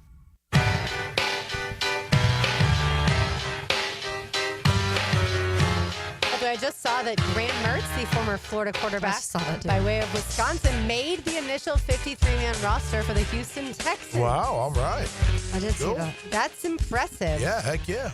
Good for him. Can't say that I ever, in watching who did him, you say? Graham Mertz. Oh, it's funny that you said that. Never mind. I was reading something else. But yeah, Graham, I was just reading that Will Grier. I just saw that when the Cowboys re-signed Will Grier, and then you said that one, and I mixed the two together. But good for him. Good for Graham. Yeah. I can't say that watching him at Florida, I thought, well, this is an NFL quarterback. Now, very accurate, but didn't have the biggest of arms. A little more manager-esque. Sure. But I feel like if you're an NFL team and your guy goes down, what you could hope for at best is a serviceable game manager type going to turn the ball over. Right. That if you've got some weapons and at least a decent offensive line, which I'm not sure the Texans have, but you would be able to, not actually lose much ground. Earlier today also, by the way, the Ravens, speaking of the NFL, the Ravens signed Kyle Hamilton to the biggest safety deal of all time, which I have to tell you, he seems worth it. Yeah. Oh, yeah. So he'll make $25 million a year. I had a friend who, during that draft process, was like, the Jags need Kyle Hamilton, the Jags need him. And I was like, I don't think they're going to take him, though. That's the problem. Yeah. Great player. Well, there's another safety I wanted this year. But Xavier Watts. Yes. I did too. Lauren, earlier you mentioned about the Texans possibly not having Joe Mixon this season. So I did want to read, because we initially just got that he was going to miss those first 4 games, which already with the Jags playing them week 3, we knew they wouldn't face them that first time. But an article came out today that said the Texans general manager non-committal on running back Joe Mixon playing this season. So he has an ankle injury. He was on the NFI list because he was injured before they even got to OTAs. So he's missed OTAs, minicamp, and training camp at this point. But Caserio was asked on Wednesday, on this morning, if Mixon would suit up at all this season, and didn't provide any clarity on the status. His quote was, "We'll see. We'll take it one day at a time." Caserio said, "We'll evaluate those players after 4 weeks and see where they are in their progression, and then make a determination from there." I feel like if I was a Texans fan, I would not like that answer very much. Did he get hurt on his own? Yeah. So off the outside of the facility? He showed up to OTAs hurt. I wonder what it was. Was he playing hoop or something and rolled his ankle? Because that's got to be a significant injury to miss all that time for an ankle injury, unless you ripped end a of May, tendon or a ligament. June, July, August, almost 4 months almost now at this point. Yeah. I mean, if it was a broken bone in his ankle, he'd be in a cast, so you'd see that. He also, Joe Mixon has dealt with a lot of injuries throughout his career. So he's a that tough was runner, man. he is. And that's what, when he's healthy, he's one of the better running backs in the league. He just has had a lot of injuries he's had to battle through. Yeah, so now they'll have Nick Chubb to start the season, assuming he's healthy. And then you mentioned Dameon Pierce the other day for sure. And then Daria Agumbawale. Oh, Agumbawale. Right. Former Jags player, joins the likes of Christian Kirk and Cam Robinson as far as former Jags players. A lot of Jags over there. Yeah, on the Texans. Speaking of the Jaguars, let's go through any surprises that we have on the 53-man roster. No surprises for the quarterbacks. Obviously, it was going to be Trevor Lawrence and Nick Mullins. We all knew it would be all 4 running backs. The discussion there is who's not active. How do you play them? Who's inactive on game day, and then, what are their roles? Or are all 4 active on game day? I'm not sure that we have an answer to that at this point in time. Not yet. Austin Trammell initially made the 53-man roster and then found out today that he would be waived because the Jaguars did trade for Tim Patrick. And Trammell, to the here and now, is they kept 5 on the practice squad. Okay. Yes, kept 5 with Brian Thomas Jr., De'Ami Brown, and Travis Hunter counting as a wide receiver. Tight ends, no surprise there. Britton Strange, Hunter Long, Johnny Munt. Offensive line, we know the starting 5 that we went through earlier, and then you've got Chuma Adoga, Jonah Monheim, the rookie, Wyatt Milam, the rookie, and Cole Van Lanen. Yep. Cole Van Lanen not put on IR, so that is good news as far as that. Definitely. Whether he's the swing tackle, I would imagine he's the swing tackle at this point in time. Listen, he did a great job at right tackle last year filling in, and he was number 2 left tackle before he got hurt. I mean, he was going out there before Fred Johnson was. Yeah. Fred got more reps once Cole went down with his injury. Right. So I would imagine he would be that first tackle off the bench, regardless of what side it is. Mm-hmm. He's shown, I think Dempsey said it, like Baselli said something like, all the kid does is block. Like, he just gritty. He's a gamer. May not wow you, like, looking at him, but when he gets on that field, man, he's just a gritty type player. And we need those kind of players. And again, I thought he did a really good job last year. I liked him in camp last year. I thought he was very physical and aggressive, kind of in a quiet way. You know what I mean? Just lunch pail guy doing his job. And I was looking forward to seeing him this year, seeing what he could do. But he'll hopefully get back healthy and be that guy they need when they need him to start, if they do.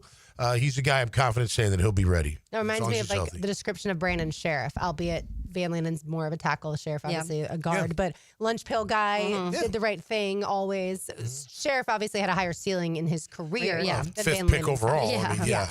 But that's just how I would describe him as that guy that quietly he gets it done. Yeah, absolutely. Is always there and works hard. Defensive ends, Josh Hines Allen, Trayvon Walker, no surprises. And then Dwan Smoot, Emmanuel Ogba, BJ Green, and Danny Strigow, the 2 rookies. That I think was probably the biggest surprise outside of Caleb Ransaw going on season-ending IR. Yeah, especially that many edges in general, I feel like. I don't know if I would have had that many on mine. Probably more like 5. 5, yeah.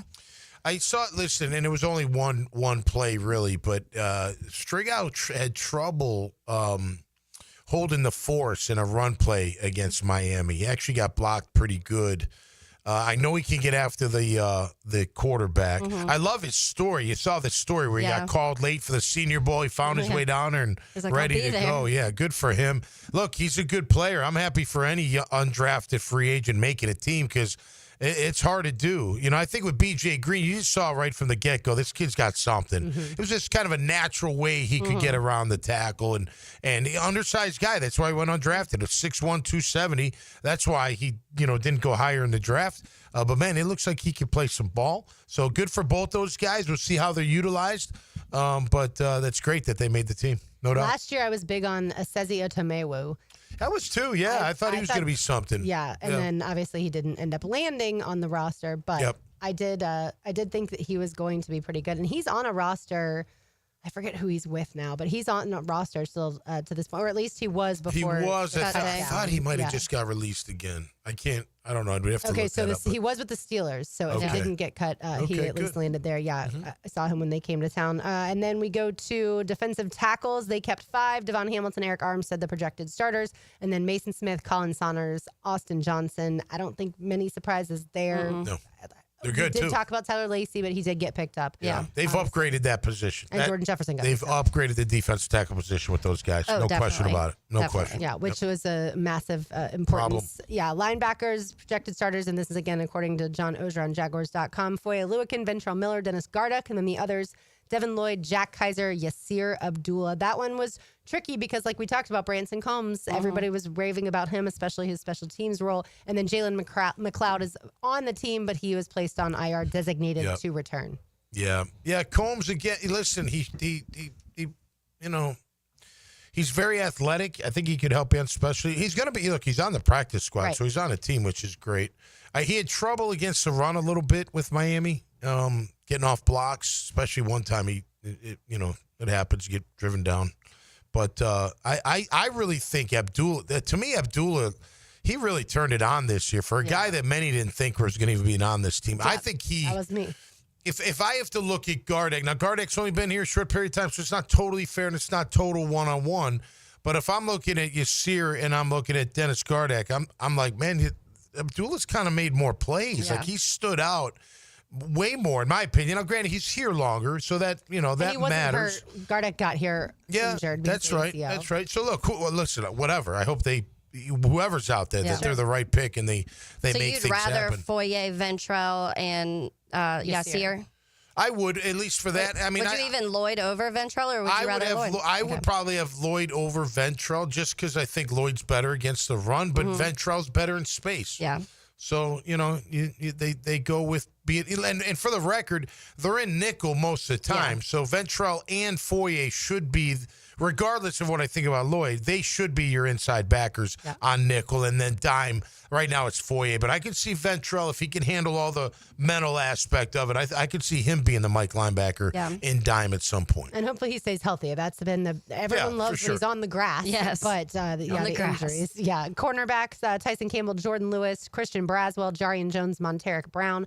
I'm not sure that we know exactly who is the starting corner opposite Tyson if Buster Brown is healthy, but I would imagine it's Jarian Jones at this point in time. And then, of course, you have Travis Hunter in that mix as well. Safeties, Dewey, Wingard, Eric Murray. Those are the starters projected on Jaguars.com. And then, Darnell Savage, Antonio Johnson, Rayan Lane. Yeah. Yeah, deserved. I mean, look, hats off to Andrew Wingard, man. We said it yesterday, but he's the starter, and he deserves it. He made a lot of plays, and he's the best one for the job right now. So good for him. And Eric Murray, he's just been solid all year, or at least in the in what we've seen so far. Jordan Lewis, phenomenal. He can be your corner, he can be your nickel, he can do it all. So he's great. Overall you should. And Jarian Jones has had a good camp. So if it was Jarian Jordan as our starting corners going in, say Tyson's not ready for whatever. I'd feel pretty comfortable with that. I'd feel comfortable with that. Yeah, and then if you needed to, Jarian can play nickel, and you could have Travis Hunter on the other side, and the moments that you needed that. Or Jordan Lewis. Or Lewis. Yeah, both of them. I guess got can a lot play of both. options, which is really good. And of course, kicker Cam Little, punter Logan Cook, and long snapper Ross Matisic. I saw a story yesterday about the Gators kicker Trey Smack, which I love that Trey name, Smack. kicker. Yeah. And he was asked in a press conference, I'm guessing by Mark Long, who covers both the Gators and the Jags, if he saw Cam Little's 70-yarder, and he's like, oh yeah. And then he was asked what the longest kick he's made in practice, and he said 69 yards. So we might have both a kicker in Gainesville and a kicker in Jacksonville that could hit over 65 yards, which would be okay. So exciting. the roster's set. Forget about what we thought in the past, right? This is brand new. Okay. How many wins for the Jaguars? Just what does your gut tell you right here as we're sitting here? 53's out there. It's set in stone for now. What's your win? How many wins will this team have in 2025? I said 11. I'll probably back down to something like 9. Yeah, that's what I was about to say. You said 11? Yeah, I said 10, and I'll probably back down to 8.5. You can't pick a half. That's what I'm picking. I took the over, so I'm going to go 9. 9. I took the over. Yeah. We're all pretty much then in agreement. I feel like that's the safe zone. Yeah. I don't know. They won 4 last year. I have to keep that in perspective. I feel 7's more the safe zone. I know it's better than 4. Only 3 more games. You feel like that? That's what. Yeah. I feel like if you're confident in Liam Cohen and Campanile alone, then I feel like that's at least 3 wins. Just that alone, in my opinion. I have a hard time looking at the schedule, and when I look at it going, well, Trevor Lawrence is better than this quarterback. Like week 1, well, Trevor Lawrence is better than Bryce Young. Okay, week 2, maybe not so much, not better than Joe Burrow. Week 3 against CJ Stroud, like Trevor might be better than him, and so then I get stuck in that realm, and it's so much more about just the quarterback because that's not all it's about, as we know. All right, 1 segment to go here on Helmets and Heels on 1010XL 92.5 FM. At Keon Atlantic, the savings are back in session. You'll just need to follow these simple rules to make the most of your back to school. Step 1, switch out your car for an upgrade. Step 2, drive a new Kia starting at $20K. Step 3, make no payments for a whole 90 days. Hurry in to start back to school in a big way. Online at KeonAtlantic.com. Keon Atlantic, your coastal Kia connection. For complete details, call 904-250-0587. Summer's winding down, and we know you want to enjoy what's left of it. But before you celebrate this Labor Day weekend, plan ahead and know all your options. If you drink, don't get behind the wheel. Instead, designate a sober driver or catch a ride service. And if you are the designated sober driver, commit to staying sober. Celebrate responsibly and remember to drive sober or get pulled over. This message brought to you by the Florida Department of Transportation. Are you trapped at a high-rate mortgage, watching your hard-earned money vanish every month? Stop right now. At Loan Pronto, they are delivering the lowest mortgage rates in 3 years. Hey, Prosser here. Loan Pronto's rate reduction home loan program is a streamlined, low-cost way to slash your house payments by hundreds of dollars a month. Lock in at a fixed rate as low as 4.99% APR and close in as little as 2 weeks. No appraisal needed in most cases. And here's the kicker.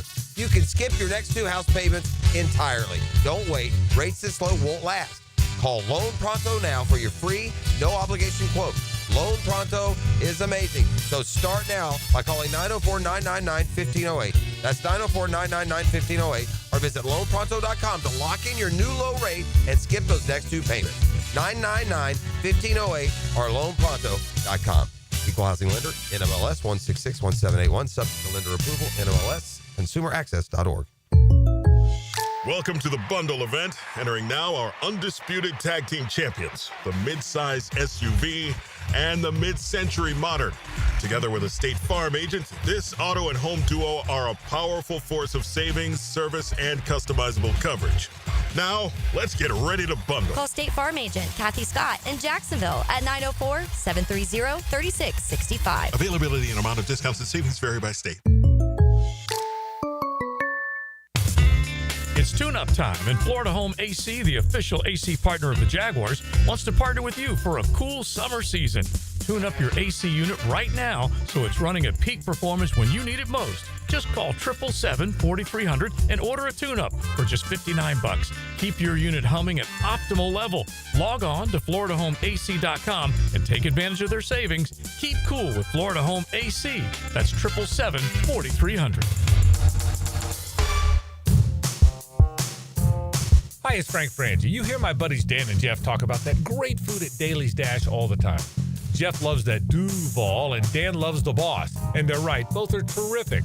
But I can tell you they have so many excellent options at Daly's Dash.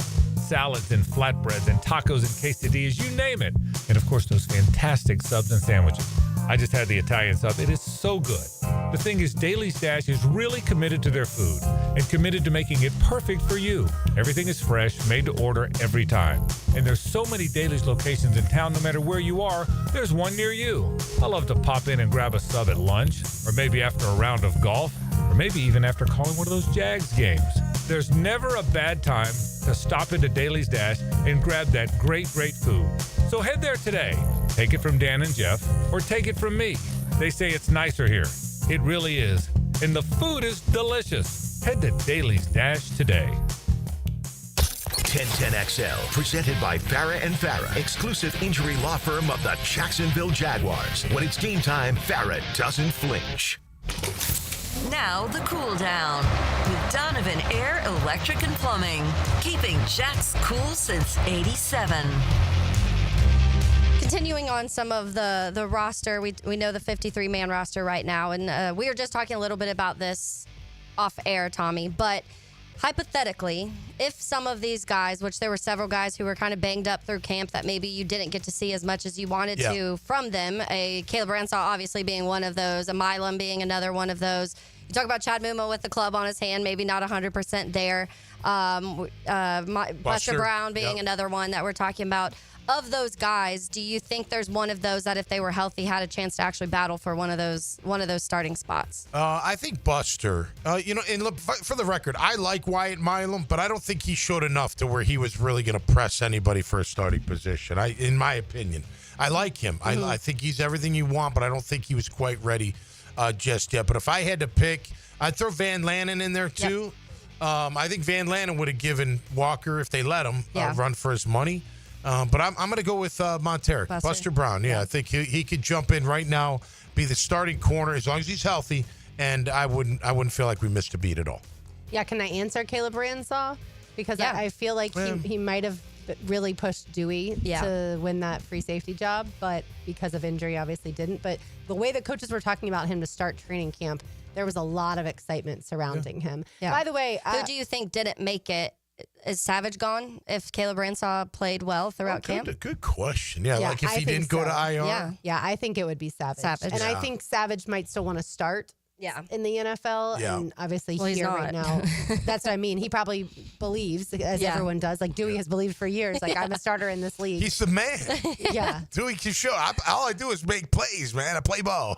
Yeah, I was just going to say, by the way, 4:15, James Gladstone meets with the media for fans. Yep. So we'll be able to hopefully find out about the injury situation when it comes to multiple of these guys. Yeah. at least I'm hoping that we get to find that out. He also could just say we don't have to divulge that information for the here and now. But yeah, that press conference comes up in a little bit. Listen, I don't think they're hiding him. You can hide on IR, right? But I don't think they're doing that. I don't think season ending is ever hiding someone. Right. All right, let's say hello to the Frangie Show. Now, the 2-minute drill is driven by nobody but Nimnik. Nimnik Chevrolet on Cassett Avenue and Nimnik Buick GMC on Phillips Highway. This guy we never want to hide. Hayes, have you ever done an NFL Survivor pool? Yes. And have you ever won? I have. Yeah, I won. Nice. Yeah, when we did it last year with the media group, and fun. Yeah, it was weird too. I won it in like week 3. Everybody was just I want to say last year in like week 1, I think the Patriots beat Cincinnati. They did. And that knocked out like 85% of everybody in it. Because we all did it blindly. Right. And so yeah, but they're fun. The thing that you only had to worry about it 3 weeks, so that's like, and then we never did it again. I was like, don't you guys want to like do it again? It's just week 4, and no one wanted to do it. I was like, all right. The thing that have you guys heard of the fantasy football guillotine league? No, I have not. That format. So I want to try this. So somebody invite me to one of their leagues if they're going to do this. But it's like you start with 12 teams, and when you play week 1, whoever scores the fewest points, they're out. Their season's over, and all their players get put back into the free agent pool, and then the other teams bid. And so each week, somebody gets removed from the league until there's one league standing. It sounds really fun, but I've never. So that's now what I'm trying to embark upon with this meaningful life that I lead. So too much your email address? Yeah. That's too much So brain power. when the first team gets knocked out, is it uneven amount of teams left? Right, but you're not playing each other. Right. You're just trying to score points. To not have the lowest score of the week. That's interesting. Yeah, it's kind of cool. I'll take So Jaden maybe Daniels. we'll do it here. Maybe we'll do a 10-10 guillotine league. Jaden Daniels, Justin Jefferson, Brian Thomas Jr., those are the players I'm drafting. Yeah. So it should be fun. We got a.